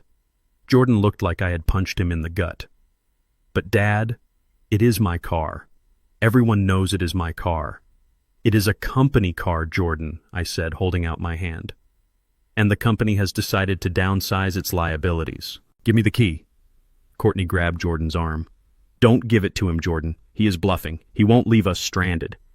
Jordan looked at me. He saw the man who had bought him his first bicycle. He saw the man who had taught him to drive in that old Chevy truck I had sold for his suit. And he saw that that man was gone, replaced by a landlord collecting a debt. He dropped the key into my hand. It felt heavy and cold. You can take your suitcases, I said, pointing to the pile of luggage they had never fully unpacked in the hallway. You can drag them. It is a nice day for a walk. I watched them. I watched my son and his wife drag 4 heavy suitcases and 3 boxes of clothes out of my house. Courtney was cursing. She was screaming about lawsuits. She was screaming about how I was a bitter old man who would die alone. Jordan was silent. He dragged the bags, his expensive suit sweating in the sun. They reached the sidewalk. The commotion had attracted attention. Mrs. Gable was next door watering her petunias. Mr. Henderson across the street was washing his car. They stopped what they were doing. They watched. These were the neighbors Courtney had poisoned against me. These were the people she had told I was crazy.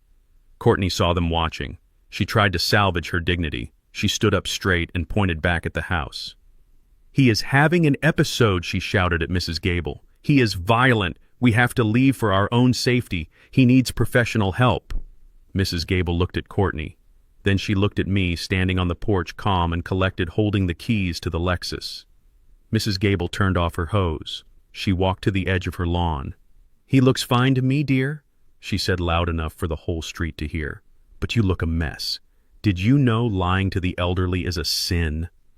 Courtney gasped. She looked around. She saw the judgment in the eyes of the neighborhood. The narrative had flipped. They saw the suitcases. They saw the desperation. They saw the truth. Come on, Jordan, she hissed, dragging a suitcase that had a broken wheel. It made a scraping sound on the pavement. Scrape, scrape, scrape. It was the sound of their departure. I watched them walk down the street toward the bus stop 3 blocks away. They looked small. They looked ordinary. Without the house, without the car, without the lie, they were just 2 people with bad credit and heavy baggage. I stepped back inside. I closed the heavy oak door. I didn't slam it. I closed it gently, firmly. Click. The lock engaged. I leaned my forehead against the cool wood of the door. I took a deep breath. The air in the house was already changing. The smell of Courtney's perfume was fading. The energy of their greed was dissipating. I was alone. For the first time in weeks, I was truly alone. I walked into the living room. I looked at the spot where the quilt had been thrown on the floor. I looked at the white walls of Althea's room. There was work to do. I had to repaint. I had to bring the furniture back. I had to smudge the house with sage to get rid of the bad spirits. But first I went to the kitchen. I picked up the phone. I called the locksmith. "Hello," I said. "I have an emergency. I need every lock in the house changed, and I need it done within the hour." Then I walked to the window and looked at the Lexus in the driveway. I pressed the button on the key fob. The lights flashed. The horn chirped. It was a nice car. Maybe I would sell it. Maybe I would buy my truck back. Or maybe I would just drive it to the restaurant and park it right in front so everyone could see that Elijah Thorne was back in the driver's seat. I went to the refrigerator. I pulled out the last package of bacon I had hidden in the vegetable drawer. I put a pan on the stove. I turned up the heat. As the bacon sizzled, the smell filled the house. It smelled like salt. It smelled like fat. It smelled like home. "I am Elijah Thorne," I whispered to the empty room, "and I am just getting started." The morning after the eviction felt like the first day of spring. The air in my house was still. The heavy perfume Courtney wore was finally fading, replaced by the smell of lemon polish and old wood. I sat on my porch drinking black coffee, watching the sun come up over the neighborhood I practically owned. For the first time in months, I didn't have a knot of anxiety in my stomach. I thought the war was over. I thought I had won. But I forgot one thing. A snake doesn't stop biting just because you throw it out of the garden. It just waits in the grass. My phone rang at 7:30. It was Ms. Hattie. She never called me before 9. "Elijah." She was crying. Her voice was high and panicked. "Elijah, have you seen the internet?" "I don't look at the internet." "Hattie, you know that. I leave that to the kids." "You need to look," she sobbed. "Oh Lord, have mercy, Elijah. They are destroying us." I hung up and went inside. I opened my laptop. I didn't have to look far. My restaurant Thorne's Legacy was trending locally, but it wasn't because of my ribs. I clicked on the link to a popular neighborhood review site. There was a post written by a user named Truthseeker99. I knew immediately who it was. The writing style was unmistakably Courtney's. It was filled with buzzwords and dramatic pauses. The post was titled, "The Nightmare on Oak Street." I read the words and felt the blood drain from my face. "It is with a heavy heart that I must share my trauma," the post began. "For months I lived in fear of my father-in-law, Elijah Thorne. Behind the facade of a beloved community pillar is a monster. Not only does he run his restaurant with complete disregard for health codes, I personally witnessed rats in the kitchen and the use of expired meat, but he is also a predator. He made inappropriate advances toward me in his own home, and when I refused, he evicted my husband and me, leaving us homeless. Please support survivors. Boycott Thorne's Legacy." I sat there staring at the screen. My hands were shaking not from fear but from a cold, dark rage. She hadn't just attacked my business, she had attacked my character. She had weaponized the very real pain of actual victims to destroy an old man who just wanted his house back. I scrolled down. The comments were pouring in like sewage. Disgusting. I always thought that place looked dirty. Cancel him. I hope he rots in jail. Then came the reviews. 1 star, 1 star, 1 star. Hundreds of them. People who had never eaten at my restaurant, people who lived in different states, were destroying 40 years of hard work in a matter of minutes. The algorithm was feeding the mob, and the mob was hungry for blood. I closed the laptop. I didn't have time to be angry. I had to go to work. When I pulled up to the restaurant, there was a news van parked across the street. A reporter was standing there with a microphone pointing at my sign. I drove around to the back alley and entered through the kitchen. The kitchen was silent. Usually at this hour, the prep cooks would be laughing, chopping onions, listening to the radio. Today, they were standing in a circle looking at their phones. When I walked in, they looked up. I saw doubt in their eyes. That hurt more than the post. These were boys I had hired from the neighborhood. Boys I had mentored. And for a split second, they wondered if the monster on the internet was real. "Get back to work," I said, my voice steady. The ribs don't smoke themselves. They scrambled back to their stations, but the energy was gone. The air was thick with tension. At 11 o'clock, the front door opened. It wasn't a customer. It was a man in a blue windbreaker holding a clipboard. Behind him were 2 police officers. "Mr. Thorne," the man said. "I am Inspector Miller from the Health Department. We received multiple anonymous complaints this morning regarding a rodent infestation and the storage of hazardous meat. We need to do an immediate emergency inspection." I looked at the officers. "Is this necessary?" I asked. "Just procedure, sir," one of the officers said. "We are just here to keep the peace. There are some protesters forming outside." I looked out the window. Sure enough, a group of 5 or 6 young people, probably friends of Courtney, were holding cardboard signs. "End the abuse. Rats in the kitchen." "Come in, Inspector," I said, stepping aside. "You know this kitchen. You ate here last week." Inspector Miller looked apologetic, but he didn't stop. "I have to do my job, Elijah." The complaints were very specific. He spent 2 hours tearing my kitchen apart. He looked under the stoves. He checked the temperature of every single piece of meat in the walk-in cooler. He opened bags of flour. He shined his flashlight into the drains. The lunch rush came and went, but there was no rush. A few regulars came in, saw the police, saw the inspector, and turned around. The dining room sat empty. Ms. Hattie stood by the host stand, wiping down menus that no one would touch. She looked like she had aged 10 years in a single morning. Finally, Inspector Miller put away his flashlight. "Well, Elijah," he said, sighing, "I don't know who called this in, but they were lying. This kitchen is cleaner than a hospital. I am going to sign off on it. But what I asked. But the damage is done," he said, looking out at the empty tables. "People see a health inspection van and police cars, and they assume the worst. It is going to take a long time to recover from this." He left. The police left. The protesters stayed for another hour taking selfies for their social media accounts before getting bored. I sat down at table 4. The restaurant was silent. I calculated the loss in my head. A day of revenue gone. But it wasn't just money.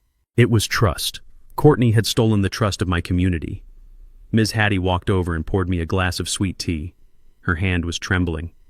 "Elijah," she whispered, "are we going to close?" I looked at her.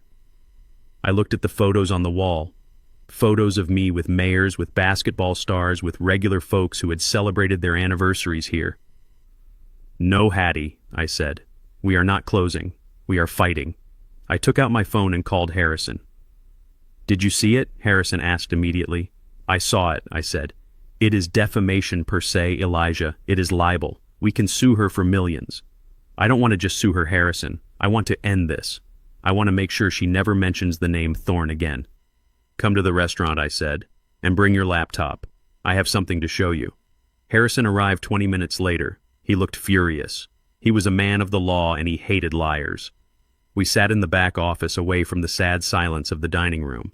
I opened the security app on my phone. "You told me to install cameras, Harrison," I said. "You told me to get eyes inside the house." I scrolled back through the timeline. I went past the eviction. I went past the notary scene. I went back to the Tuesday before the wedding. "Here," I said. "Watch this." On the screen, a grainy but clear video played. It was the living room of my house. Courtney was on the phone, walking back and forth. She was holding a glass of wine. "Yes, Mom," she was saying. "The plan is working. The old man is totally out of it.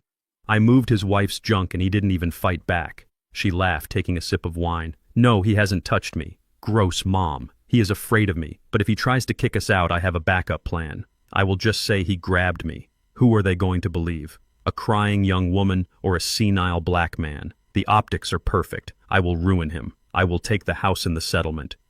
Harrison watched the video, his jaw tightening. "There is more," I said. I skipped forward to the night of the dinner party. The video showed Courtney in the kitchen crushing the blue pill into my food. It showed her laughing with Jordan about how I would be drooling in an hour. "That is assault," Harrison whispered. "That is poisoning." "And this," I said, clicking on one last video. This was from the morning of the eviction. It was just after I had gone to the kitchen to call the locksmith. The camera in the hallway captured Courtney standing by the door. She looked around to make sure no one was watching. Then she threw herself against the wall. She slid down to the floor, ruffling her hair and ripping the strap of her dress slightly. She took a selfie of herself looking disheveled and crying. "That is the photo she posted," I said, pointing to the screen. "The one she used to claim I attacked her. She staged it, Harrison, 5 minutes after I had already walked away." Harrison closed his eyes and let out a long, slow breath. Elijah, he said, opening his eyes. This isn't just a lawsuit. This is a prison sentence. This is fraud. This is extortion. This is filing a false police report. He looked at me with a grim smile. She thinks she is fighting a PR war. She doesn't realize she just handed us a smoking gun. What do we do? I asked. We don't post on Facebook, Harrison said, packing up his things. We go to the district attorney, and we draft a cease and desist order that will make her wish she had never learned how to type. He stood up. Keep the restaurant open, Elijah. Ignore the reviews. By tomorrow morning, Courtney Miller won't be worrying about likes. She will be worrying about bail money. I walked Harrison to the door. The sun was going down. The protesters were gone. The street was quiet. I went back into the kitchen. The staff had cleaned everything 3 times over. They looked at me, waiting. Fire up the smoker, I said. But boss, the cook said, nobody is here. They will come back, I said, putting on my apron. The truth tastes better than lies, son, and tomorrow we are serving a full platter of truth. I looked at the empty dining room one last time. Courtney had tried to burn my house down. She didn't know that I was born in the fire. She thought she was the heat. She was about to find out she was just the kindling. The war had moved from the physical world to the digital one, and I was ready to launch the nuclear option. I sat in the back office of Thorne's Legacy with Harrison by my side. The glow of the laptop screen illuminated the dust motes dancing in the air. It was 8 in the morning.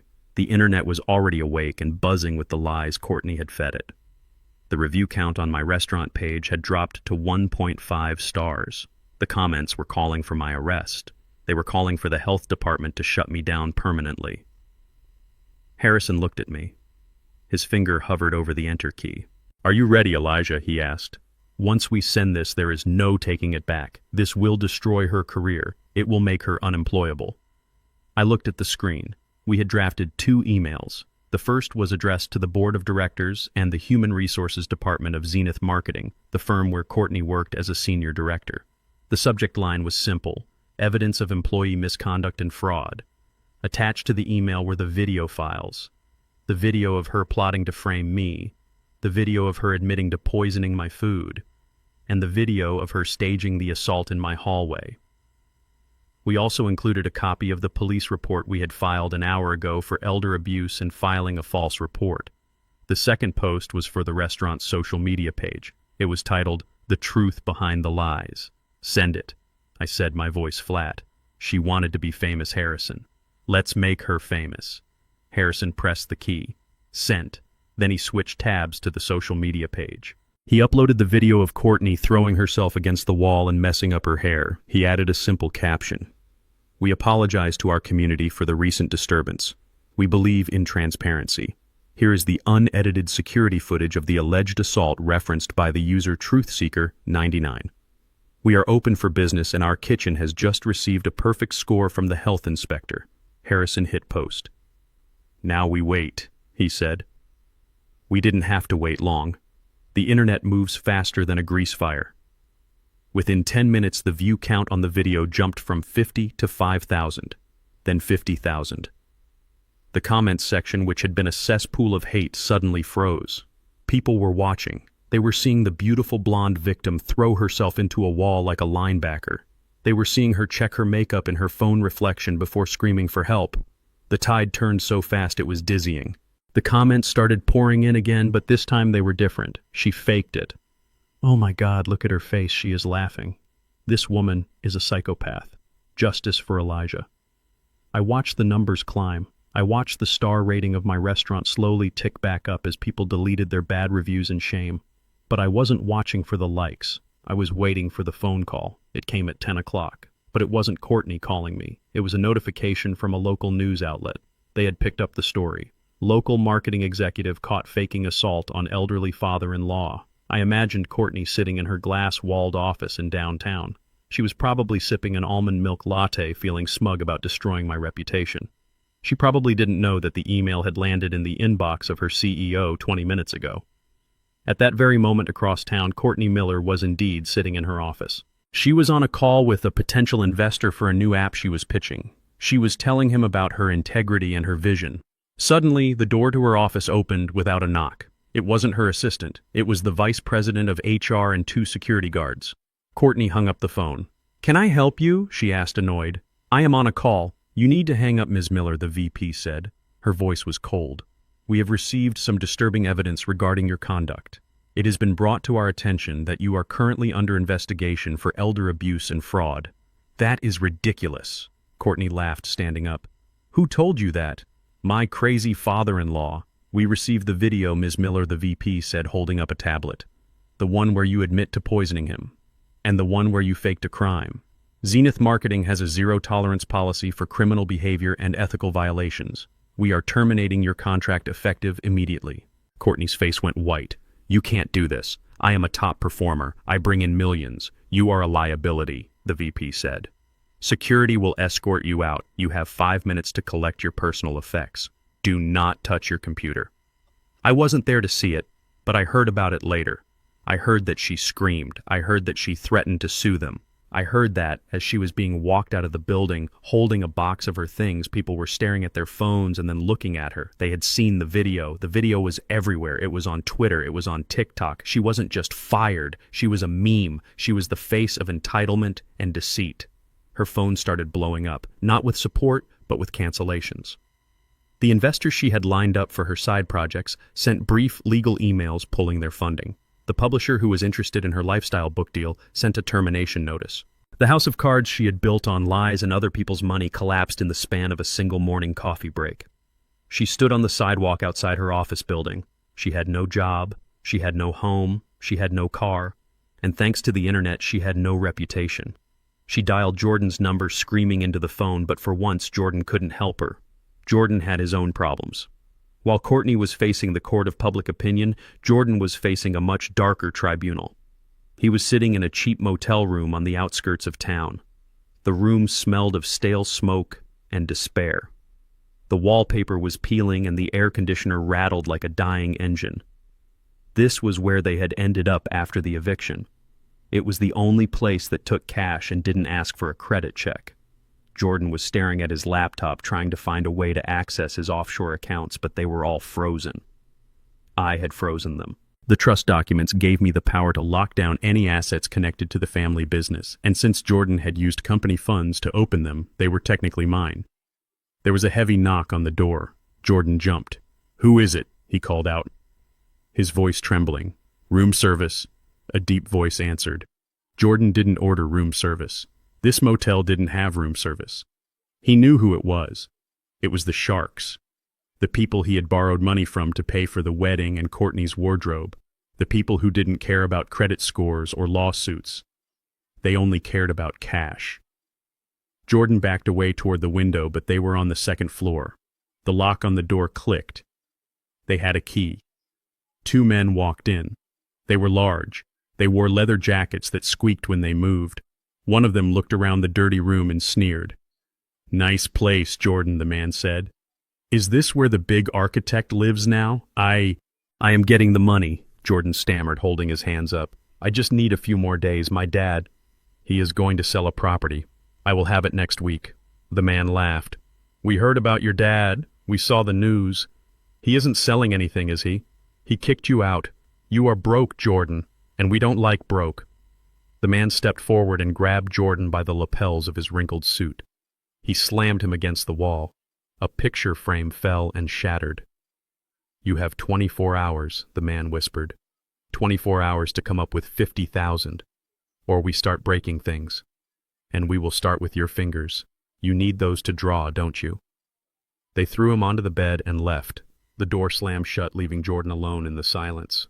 He was shaking so hard his teeth rattled. He reached for his phone. He didn't call Courtney. He knew she was useless now. He dialed the one number he had ignored for years. He dialed home. I was in the kitchen at the restaurant checking the brisket. My phone vibrated on the stainless steel counter. I looked at the screen. "Son calling." I let it ring. I watched the name flash on the screen. I imagined him begging. I imagined him crying. I remembered the way he had looked at the floor when Courtney called me a monster. I remembered the way he had handed me the power of attorney form. He wasn't calling because he was sorry. He was calling because he was scared. He was calling because he needed money. I reached out and pressed the red button to decline the call. Then I turned the phone over face down. Ms. Hattie walked in carrying a tray of clean glasses. "Who was that?" she asked. "Nobody." I said, checking the temperature of the meat. "Just a telemarketer trying to sell me something I don't need." I closed the smoker lid. The fire was hot. The smoke was thick. And for the first time in a long time, the air tasted clean. I had cleared the rot out of my life. Now it was time to let them sit in the mess they had made. Jordan had 24 hours. I wondered if he would finally learn how to be a man, or if he would break under the pressure. I suspected he would break, and I knew exactly who he would blame. The air in the motel room was thick with smoke and the smell of cheap takeout that had gone cold hours ago. I wasn't there, but I saw the aftermath in the police report, and Jordan told me the rest later when he could finally speak without crying. Courtney was pacing the small, stained carpet like a caged tiger. Her hair, which was usually perfectly styled, was a tangled mess. Her makeup was smeared, giving her the look of a raccoon that had been digging through trash. She had lost everything. Her job was gone. Her reputation was shredded. Her friends had blocked her number, and now the loan sharks were circling. She stopped pacing and looked at Jordan, who was sitting on the edge of the sagging bed, staring at his hands. "It is his fault," she hissed. Her voice was raspy from hours of screaming. "He did this to us, Jordan. He planned it. He wanted to humiliate me. He wanted to see us crawl." Jordan didn't look up. "We tried to steal from him, Courtney. We got caught." "No," she shrieked, throwing a plastic cup against the wall. "We were taking what was owed to us. He is sitting on millions, Jordan. Millions. And he is letting his own son rot in this rat hole while he plays the hero on the internet. He ruined my life. He took my career. He took my dignity. And now he is going to pay." She walked over to the corner of the room where she had placed a red plastic gas can she had bought at the gas station down the road. The smell of gasoline leaked into the room, sharp and chemical. "What are you doing with that?" Jordan asked, his eyes widening. "We are going to finish what we started," she said, a cold smile spreading across her face. "If I can't have the money, nobody can. If he wants to be the king of barbecue, let's see how he likes it when his kingdom is a pile of ash." "Courtney, you are crazy," Jordan said, standing up. "That is arson. That is a felony. We need the insurance money," she said, her logic twisted by desperation and madness. "If the place burns down, he gets a payout. Maybe then he will feel guilty enough to help us. Or maybe he will just die of a heart attack when he sees it gone. Either way, I win." She kicked the gas can toward him. "You are going to do it?" she commanded. "Me," Jordan stammered. "Yes, you. You know the alarm code. You know the back entrance. You are going to go there tonight. You are going to pour this all over the kitchen. And you are going to light a match. Consider it your contribution to the family. Since you can't pay the sharks, maybe this will make you feel like a man." "I can't do that," Jordan whispered. "That is my dad's life." "Your dad hates you," she spat. "He hung up on you, remember? He doesn't care if you live or die. Now take the can, Jordan, or I will tell the sharks exactly where we are hiding." Jordan looked at his wife. He looked at the madness in her eyes. He realized then that he wasn't married to a person. He was married to a demon. But he was weak. And he was terrified. So he picked up the can. While my son was driving through the dark streets with a gallon of gasoline in the passenger seat, I was sitting in the dark office of Thorne's Legacy. I hadn't gone home. After the threat from the loan sharks, I knew Jordan was desperate. And desperate men do stupid things. I had sent the staff home early. I had locked the doors. But I stayed. I set up a cot in the back office. I had my grandfather's baseball bat leaning against the desk. I wasn't going to let anyone touch my restaurant, not the sharks, not Courtney, not even my son. It was 2 a.m. when I heard the sound. It was the faint click of the back door lock. I had changed the locks on the house, but I hadn't changed the locks on the restaurant yet. I didn't think Jordan would stoop this low. I sat up quietly. I didn't turn on the light. I watched the security monitor. A figure walked into the kitchen. It was Jordan. He was wearing a dark hoodie, but I knew his walk. He was carrying something heavy. I stood up and walked silently into the kitchen. I stood in the shadows by the walk-in cooler. Jordan placed the red can on the prep table. He stood there for a long time looking around. He looked at the smoker, which was cold for the night. He looked at the photos of Althea on the wall. He ran his hand over the stainless steel counter where he used to sit and do his homework while I chopped vegetables. I saw his shoulders shaking. He was crying. He reached for the can. He unscrewed the cap. The smell of gasoline hit the air, cutting through the lingering scent of hickory, but he didn't pour it. He stood there holding the can, his hands trembling so violently that the fuel sloshed inside.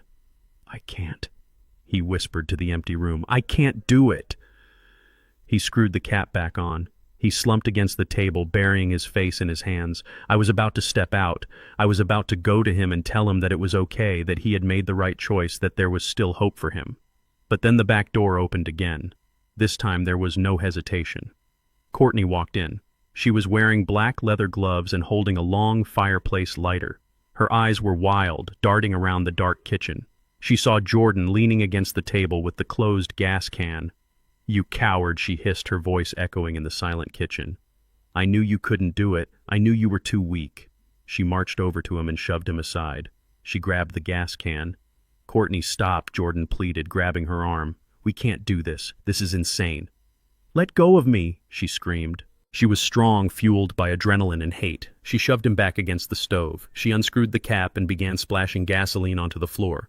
The liquid splashed over the rubber mats. It splashed onto the legs of the prep tables. It splashed onto Jordan's shoes. "Stop it!" Jordan yelled, lunging at her. That was when I stepped out of the shadows. "That is enough," I said, my voice booming in the small space. Courtney froze. She turned to look at me. She didn't look scared. She looked delighted. "You are here," she laughed. "Even better. You can watch it burn." She raised the lighter. Her thumb hovered over the trigger. "Courtney, don't!" Jordan screamed. He threw himself at her. He wasn't trying to hurt her. He was trying to grab the lighter. They grappled in the middle of the gasoline puddle. Courtney was screaming, scratching at his face like a wild animal. Jordan was trying to pin her arms. "Let go!" she shrieked. She brought her knee up, slamming it into Jordan's stomach. He doubled over, gasping for air. Then, with a strength I didn't know she possessed, she shoved him. It happened in slow motion. Jordan stumbled back. His feet slipped on the gasoline-soaked floor. He fell backward. His head hit the sharp metal corner of the industrial smoker with a sickening crack. "Jordan," I shouted, running forward. My son hit the floor and didn't move. A dark pool of blood began to spread under his head, mixing with the gasoline. Courtney stood there, chest heaving, staring at her husband's motionless body. For a second, the madness cleared from her eyes, replaced by shock. He slipped," she whispered. "I didn't mean to." Then she looked at me. She looked at the lighter in her hand. She looked at the gasoline. "It doesn't matter," she said, her face hardening again. "It is all your fault anyway." She clicked the lighter. A small flame erupted at the tip. "Drop it, Courtney," I warned, stepping between her and my fallen son. "Stay back," she yelled, waving the lighter. "I will do it, Elijah. I swear I will do it." "You have killed your marriage," I said, moving slowly toward her. "You have tried to kill my reputation, and now you have hurt my son. You are done, Courtney. Look out the window." She glanced toward the front window. Blue and red lights were flashing against the glass, silent but blinding. I had triggered the silent alarm the moment I saw Jordan enter. "The police are here," I said. "It is over." Courtney looked at the lights. She looked at the lighter. She looked at the gasoline at her feet. She realized she was standing in a trap of her own making. If she dropped the lighter, she would burn. If she didn't, she would go to prison. She let out a scream of pure frustration, a primal sound of defeat. She threw the lighter, but she didn't throw it at the gas. She threw it at me. It hit my chest and bounced off, landing on the wet floor. The flame was still lit. "No," I shouted. I dove for the lighter. I grabbed it just as the flame licked the edge of the gasoline puddle. I smothered the flame with my bare hand, burning my palm, but extinguishing the threat. The back door burst open. "Police, drop the weapon," a voice shouted. 3 officers stormed in, guns drawn. They saw me on the floor, cradling my burned hand. They saw Courtney standing over Jordan's unconscious body, looking like a specter of death. "It was him," she screamed, pointing at me. "He tried to burn it. He hit his son." The lead officer looked at me. Then he looked at the security camera mounted right above the prep table, blinking with a steady red light. "Cuff her," the officer said, pointing at Courtney. "No," Courtney shrieked as they grabbed her. "You can't touch me. I am the victim. He is the monster." They dragged her out, kicking and screaming. Her heels left scratches on the floor she had tried to destroy. I didn't watch her go. I crawled over to Jordan. I placed my hand on his chest. He was breathing shallow and fast. The blood was still flowing from the wound on his head. "Hold on, son," I whispered, brushing the hair out of his eyes. "Hold on. The ambulance is coming." I looked around my kitchen. It smelled of gas and blood. It was a crime scene. But as I held my son in my arms, I realized it was also a place of salvation. He hadn't lit the match. In the end, when it mattered most, he hadn't lit the match. He had saved the restaurant. Now I had to save him. The fluorescent lights of the police station hummed with a sound that drilled straight into my skull. It was 4 a.m. My right hand was wrapped in thick white gauze, throbbing with a dull, persistent heat where the lighter had burned me. But the pain in my hand was nothing compared to the exhaustion in my soul. I sat on a hard plastic chair watching the chaos of the night shift. Drunks were being booked. Officers were drinking stale coffee. And somewhere in a holding cell down the hall, the woman who had tried to burn my legacy to the ground was sitting on a metal bench. I wasn't alone. Harrison was sitting next to me, his briefcase resting on his knees like a shield. We were waiting for the inevitable arrival of the cavalry. And sure enough, 20 minutes later, the double doors swung open. Robert and Cynthia Miller walked in. They didn't look like parents coming to see a child in trouble. They looked like royalty visiting a leper colony. Robert was wearing a cashmere coat over silk pajamas. Cynthia was wearing oversized sunglasses indoors, clutching a Hermes bag that probably cost more than the annual salary of the desk sergeant. They spotted me immediately. They didn't ask if I was okay. They didn't ask about Jordan, who was currently lying in a trauma unit across town. They marched straight up to me, their eyes blazing with indignation. "You," Robert Miller spat, his voice echoing in the quiet waiting room. "You have done it now, Elijah. You have pushed her too far." I looked up at him slowly. I didn't stand up. I didn't feel the need to show respect to a man who had raised a monster. I pushed her. I asked, my voice raspy from the smoke. I pushed her to pour gasoline in my kitchen. I pushed her to strike a match. "Don't play innocent with me," Robert growled. He pulled a checkbook out of his coat pocket. "We know what this is. This is a shakedown. You want money. Fine. How much? How much to drop the charges and tell the police it was an accident? 50,000. 100,000. Cynthia chimed in, her lip curling in disgust.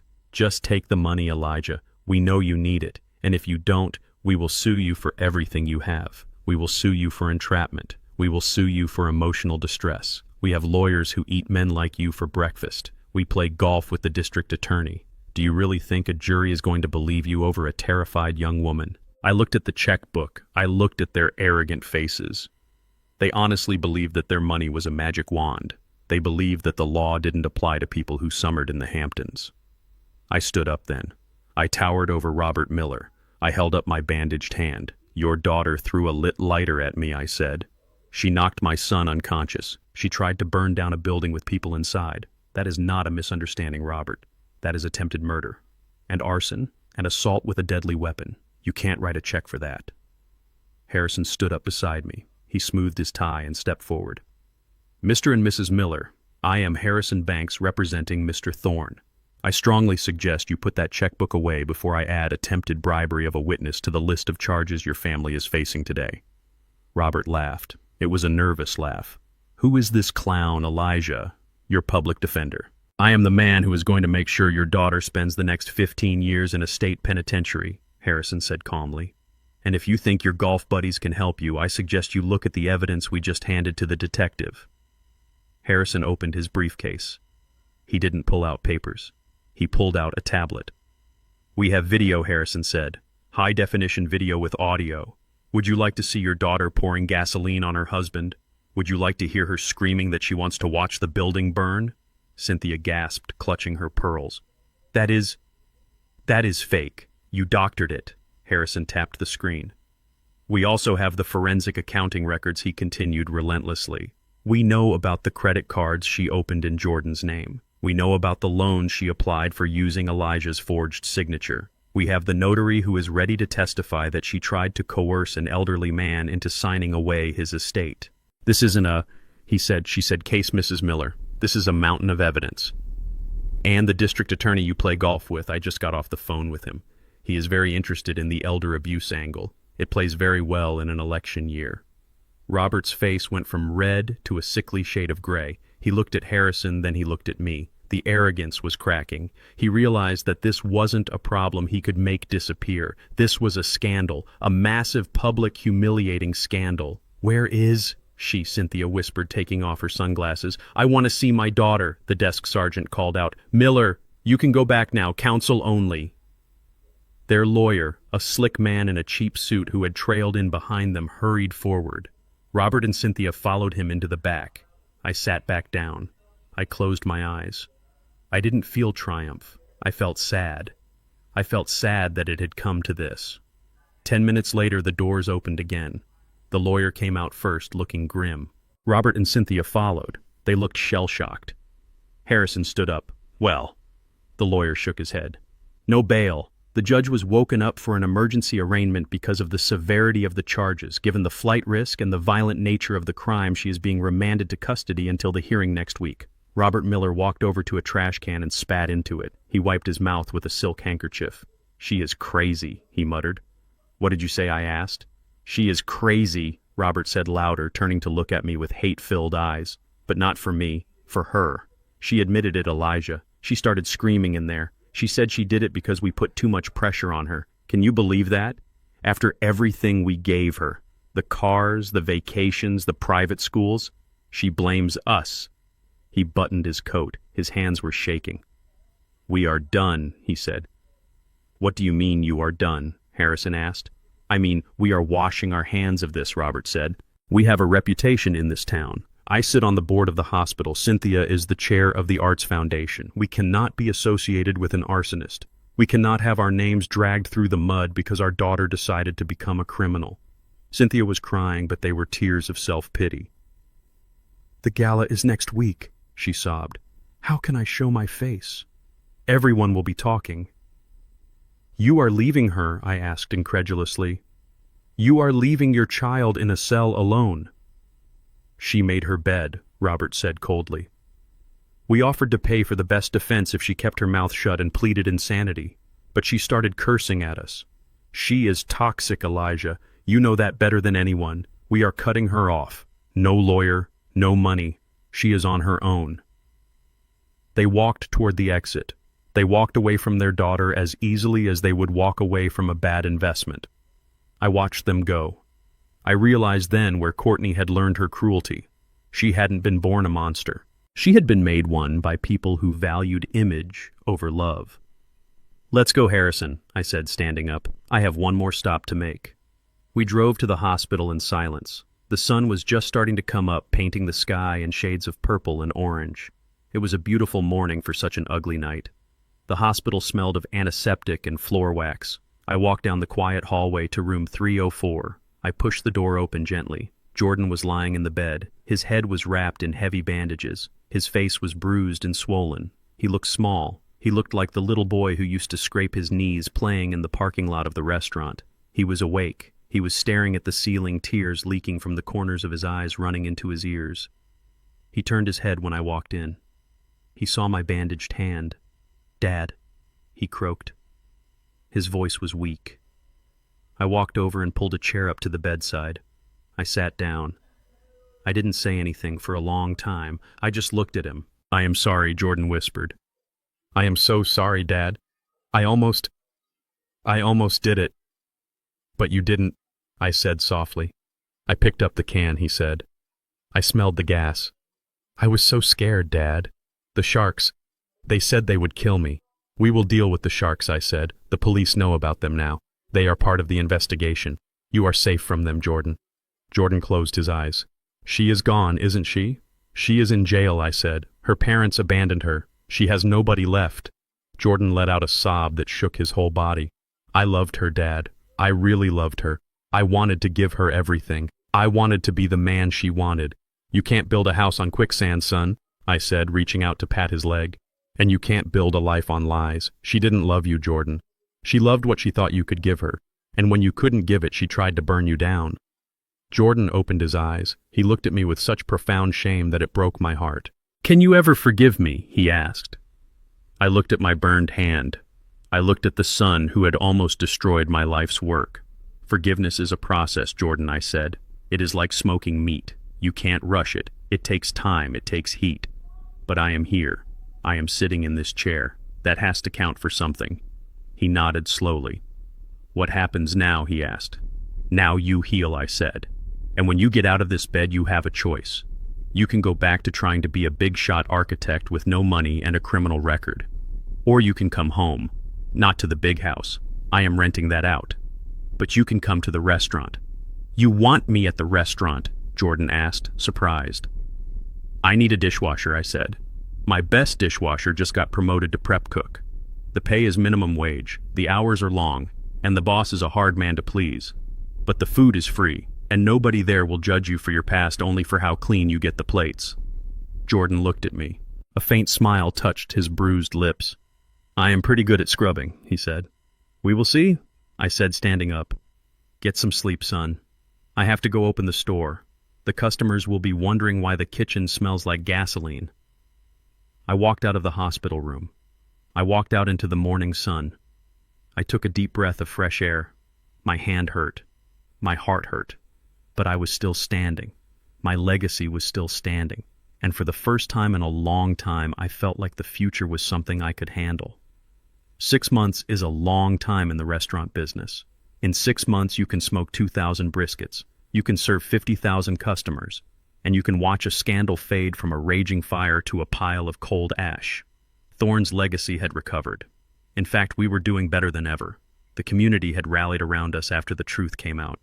People came for the ribs, but they stayed for the integrity. The reviews were back to 5 stars. The health score was a perfect A. The only thing missing was the noise. My house was quiet. My life was peaceful. But sometimes peace feels a lot like loneliness. It was a Tuesday afternoon when the bell above the front door chimed. It wasn't the lunch rush, and it was too early for dinner. I was behind the counter wiping down the register. I looked up expecting a delivery driver. It was Jordan. He didn't look like the man who had stood in this room 6 months ago demanding I sell the building. He didn't look like the hotshot architect in the $3,000 suit. He was wearing a pair of faded jeans and a plain gray t-shirt. He had lost weight. His face was gaunt, and he had a shadow of a beard that spoke of neglect rather than style. He looked like a ghost. He stood by the door, hesitating. He looked at the floor, then he looked at me. "Hey, Dad," he said. His voice was rough, like he hadn't used it in days. I put down the rag. I didn't smile. I didn't rush to hug him. I just watched him. "Hello, Jordan," I said. "You are out." "Probation," he said, stepping further into the room. 3 years, community service, and restitution. I have to pay back the money I took from the firm. "And Courtney?" I asked. Jordan flinched at the name. 5 years, he said. "She took a plea deal. She tried to pin it all on me, but the video was too strong. She is in a minimum security facility upstate. I filed the divorce papers last week. It is over, Dad. All of it." He walked up to the counter. He placed his hands on the wood. I noticed his fingernails were clean but bitten down to the quick. "I have nowhere to go," he whispered. "The apartment is gone. The car is gone. My license to practice architecture is suspended pending a review. Nobody will hire me. I am living in a shelter downtown, but you can only stay there for 2 weeks. I looked at my son. I saw the ruin of a man who had flown too close to the sun on wings made of wax. I saw the humiliation. But for the first time in his life, I didn't see entitlement. I didn't see the expectation that I would fix it. I just saw a man stating a fact. "What do you want, Jordan?" I asked. "I want a chance," he said. "Not money. I don't want a penny. I just want to work. I want to earn my way back. I will do anything. I will paint the walls. I will sweep the parking lot. I just need a place to be. I need to know that I am not completely worthless." I looked at him for a long silence. I could have written him a check. I could have set him up in an apartment. I had the money. But that would have been the worst thing I could do. That would be feeding the sickness that had almost killed him. He didn't need a savior. He needed a shovel. I walked out from behind the counter. I signaled to Ms. Hattie, who was watching from the kitchen door with tears in her eyes. "Bring me the apron, Hattie," I said. She disappeared and came back a moment later holding a heavy industrial rubber apron and a pair of thick black gloves. I tossed them onto the counter in front of Jordan. They landed with a heavy slap. "We have an opening," I said, "but it isn't for a manager, and it isn't for a host." Jordan looked at the apron. He knew what it meant. It meant the dish pit. The hottest, wettest, hardest job in the entire restaurant. It was the job where the grease collected. It was the job where you went home smelling like garbage and bleach. The pay is minimum wage, I said. No tips. You start at 10 in the morning and you leave when the last pan is clean. You get one meal a day. You don't get a parking spot because you don't have a car.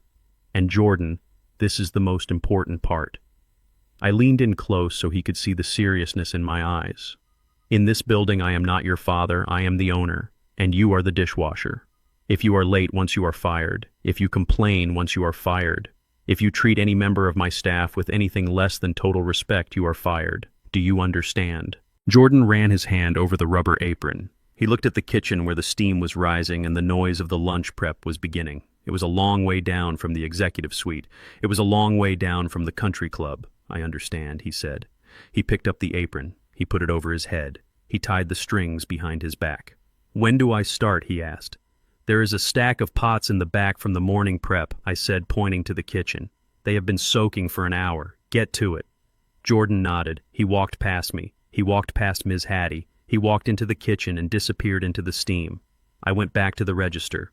My heart was beating fast. It was the hardest thing I had ever done. To see my son, the boy I had dreamed would be a king, scrubbing pots like a servant.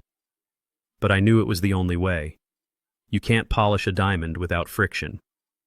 And Jordan had a lot of rough edges left to grind down. For the next 4 hours, I listened to the sound of the sprayer in the back. I heard the clanging of metal on metal. I didn't check on him. Around 6 o'clock, the dinner rush started. The restaurant filled up. Among the customers were people who knew Jordan, people he had gone to high school with, people who had been guests at his fancy wedding. A group of 3 young men walked in. They were laughing, wearing expensive suits. They sat at a booth near the kitchen door. I saw Jordan come out to bus a table. He was soaked in sweat. His hair was plastered to his forehead. He was carrying a tub of dirty dishes. One of the men in the booth spotted him. He stopped laughing. He nudged his friend. "Hey, isn't that Jordan Thorne?" he said loud enough for half the room to hear. The friend turned around. "No way. The architect. The guy who tried to scam his dad." "It is him," the first guy laughed. "Look at him. He is a busboy." "Hey, Jordan." Jordan froze. He was holding the heavy tub. He looked at the table. He saw the faces of men he used to buy drinks for, men he used to try to impress. I saw his grip tighten on the tub. I saw his jaw clench. This was the moment. This was the test. Would he snap? Would he run? Would he throw the tub and scream that he was better than this? Jordan took a deep breath. He looked the man in the eye. "Hello, Mike," he said, his voice steady. "Enjoy the ribs. They are good tonight." He turned and walked back into the kitchen. He didn't run. He didn't hide. He walked with the dignity of a man doing a job. The men at the table fell silent. They looked uncomfortable. They realized that their mockery hadn't landed. They realized that the man carrying the dirty dishes had something they didn't. He had humility. I stood at the pass, observing everything. I felt a lump form in my throat. I cleared it away quickly. I couldn't let anyone see me getting soft. Ms. Hattie walked up to me. She wiped her hands on her apron. "He is working hard, Elijah," she whispered. "He hasn't taken a break." He scrubbed the grease trap. Nobody ever scrubs the grease trap on their first day. I nodded, keeping my face impassive. "He is doing his job, Hattie," I said. "That is what he is paid for." But inside I felt a warmth spreading through my chest. It wasn't the heat of the kitchen. It was the heat of pride. Not the pride of having a successful son, but the pride of having a son who was finally becoming a man. I watched him through the window of the swinging door. He was deep in the suds scrubbing a burnt pan. He looked tired. He looked miserable. But he was there. He hadn't quit. "Keep scrubbing, son," I thought to myself. "Keep scrubbing. You are not just cleaning pots. You are cleaning your soul. And one day, if you keep this up, that apron won't be a mark of shame. It will be a badge of honor." I turned back to the cutting board. I had brisket to slice. The restaurant was full. The register was ringing. And for the first time in a long time, the family business actually felt like a family again. The winter thawed into spring, and spring warmed into a summer that felt different than any other.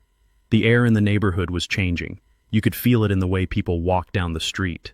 The heavy cloud of gentrification that had threatened to suffocate us had lifted. replaced by a renewed sense of community pride. Thorne's legacy wasn't just a restaurant anymore, it was a fortress. It was proof that you couldn't buy what wasn't for sale. But the sharks hadn't disappeared completely, they just changed their suits. It was a Monday morning when the black limousine pulled up to the curb. It took up 3 parking spaces. A man stepped out. He didn't look like the health inspector or the loan sharks. He looked like money. Old money. He walked into the restaurant with the confidence of a man who owned the pavement he stepped on. I was at the counter going over the weekly inventory. Jordan was in the back prepping vegetables. He had been working the dish pit and prep station for 8 months now. He had lost the soft look of the corporate world. His hands were rough. His back was strong. He didn't complain. He just worked. The man approached the counter. He placed a gold-embossed business card on the wood. "Mr. Thorne," he said, "my name is Sterling. I represent the Omnicorp Development Group." I didn't pick up the card. "I know who you are, Mr. Sterling," I said. "You are the people buying up the South Side. You are the reason the bakery on 5th Street is now a parking lot." Mr. Sterling smiled a polite shark-like smile.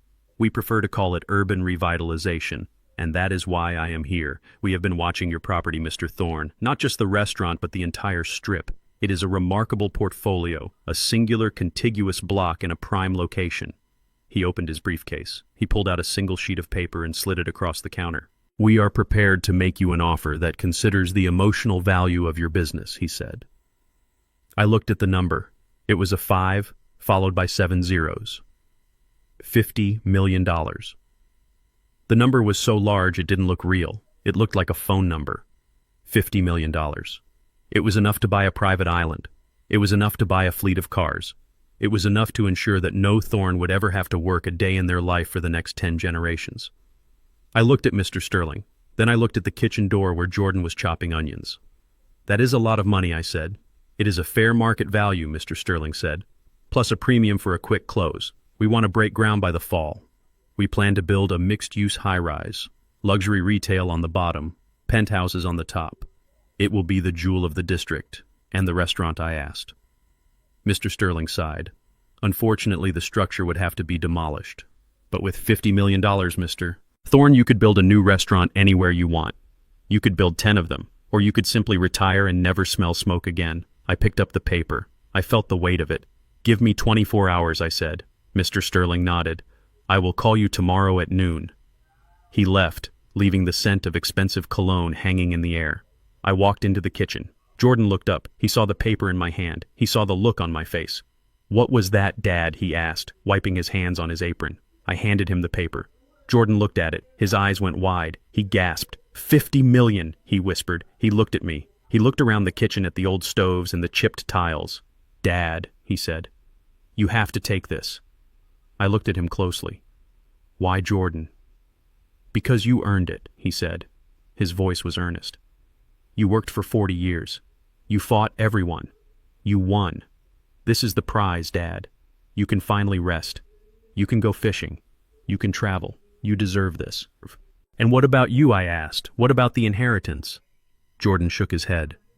He smiled a sad, genuine smile. "I don't want it. I mean, it would be nice, but I don't deserve it. I tried to steal a fraction of this from you.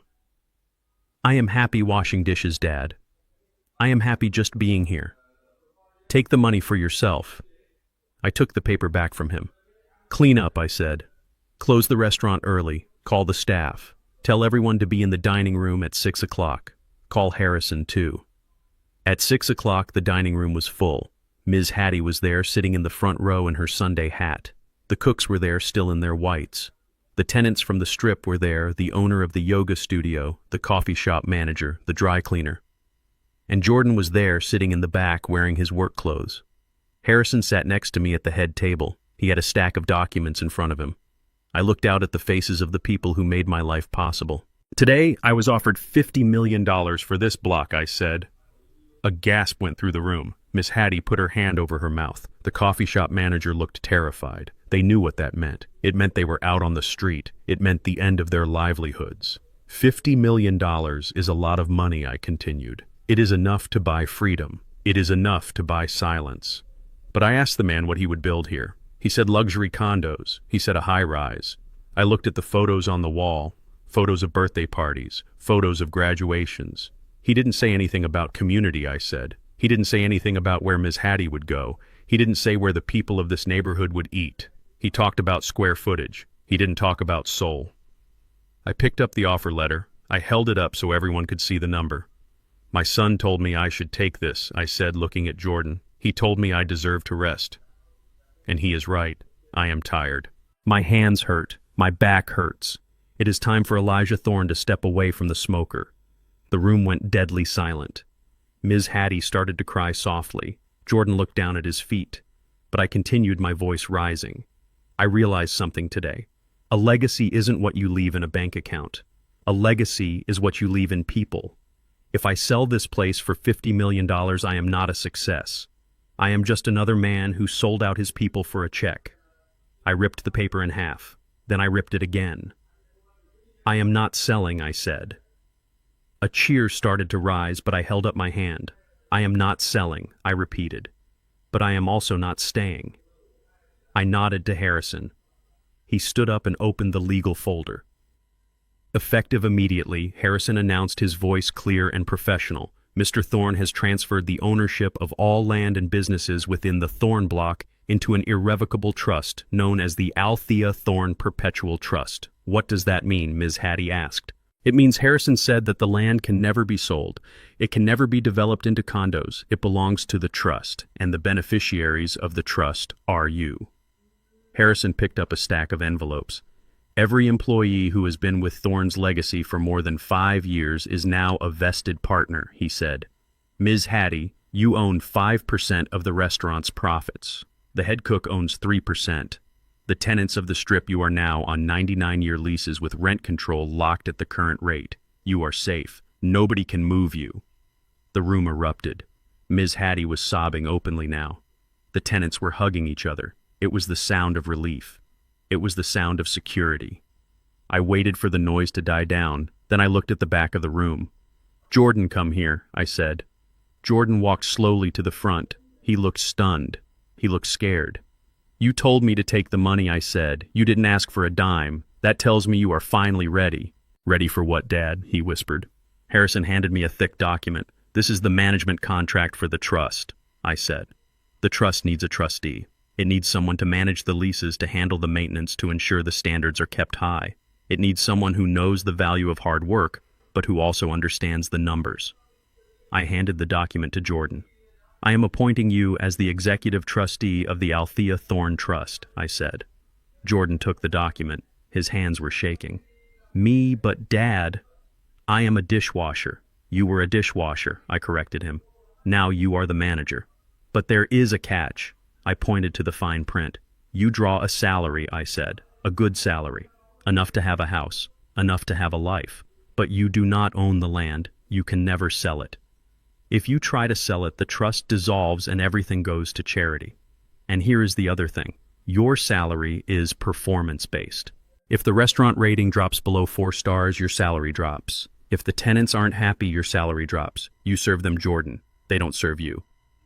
Jordan looked at the document. He looked at Ms. Hattie. He looked at the staff. He realized what I was giving him. I wasn't giving him a winning lottery ticket. I was giving him a responsibility. I was giving him a purpose. I will do it, he said. His voice was strong. I won't let you down, Dad. I swear. I know you won't, I said. Because if you do, Ms. Hattie has full authority to fire you. Ms. Hattie laughed through her tears. You best believe I will, she said. I took off my apron, the heavy rubber apron I had worn for 40 years. I folded it carefully on the table. It is your kitchen now, son, I said. Keep it clean. I walked out of the restaurant. The sun was beginning to set, painting the sky in shades of purple and gold. The air was warm. I walked to the curb where a vehicle was parked. It wasn't the company van. It wasn't a luxury sedan. It was a 1978 Chevy Silverado, red and white with a few dents in the bumper. I had tracked down the collector I sold it to. I had bought it back with the profits from the last quarter. I ran my hand over the hood. It felt warm. It felt right. Jordan came out of the restaurant. He stood on the sidewalk watching me. Where are you going, Dad? He asked. I opened the driver's side door. The seat creaked as I sat down. It was a familiar sound, a welcoming sound. I am going fishing, I said. There is a lake up north that I haven't seen in 20 years. After that, who knows? I might drive across the country. I hear the barbecue in Texas is almost as good as mine. I need to go verify that. Jordan smiled. He leaned into the window. "Thank you, Dad," he said, "for everything." I looked at him. I saw the man he had become. The entitlement was gone, burnt away by the fire of consequence. In its place was gratitude. "Don't thank me," I said, starting the engine. The old truck roared to life, spitting a little smoke, but settling into a steady rhythm. "Just make sure the brisket is tender." And Jordan, "Yeah, Dad. Change the oil in the fryer every 3 days. Don't cut corners." "I won't." I put the truck in gear. I pulled away from the curb. I watched in the rearview mirror as my son stood in front of the empire I had built. He looked small against the brick building, but he stood tall. He waved. I tapped the horn once. I drove down the street past the yoga studio, past the coffee shop, past the dry cleaners. I saw the lights coming on in the windows. I saw people living their lives supported by the foundation I had laid. I didn't take the 50 million. Some people would call me crazy. Courtney would certainly call me crazy. But as I merged onto the highway leaving the city behind, I felt richer than any man on earth. Money is just paper. It can burn. It can be stolen. It can be lost in a market crash. But respect. Respect is the concrete that holds the world together. I turned on the radio. An old blues song filled the cab. I tapped my fingers on the steering wheel. The road ahead was long and open. I had stayed quiet when my son got married. I had stayed quiet when they tried to steal my life. But my silence hadn't been weakness. It had been the deep breath before the song. And now, as I drove into the sunset, I was finally singing my own tune. My name is Elijah Thorne, and this is my legacy. I learned that true love sometimes looks like a closed door. I learned that you cannot buy respect, and you certainly cannot inherit character. It has to be forged in the fire of hard work. My silence was never about submission. It was about gathering the strength to do what was right instead of what was easy. The greatest inheritance I can leave my son isn't a check for $50 million. It is the opportunity to earn his own self-worth one dirty plate at a time. A legacy built on shortcuts will always collapse, but a legacy built on sweat will last forever. If you believe that integrity is worth more than gold, hit that like button and subscribe to the channel. And I want to hear from you in the comments. Did I do the right thing by making my son start from the bottom, or was I too hard on him? Let me know what you think. See you in the next story.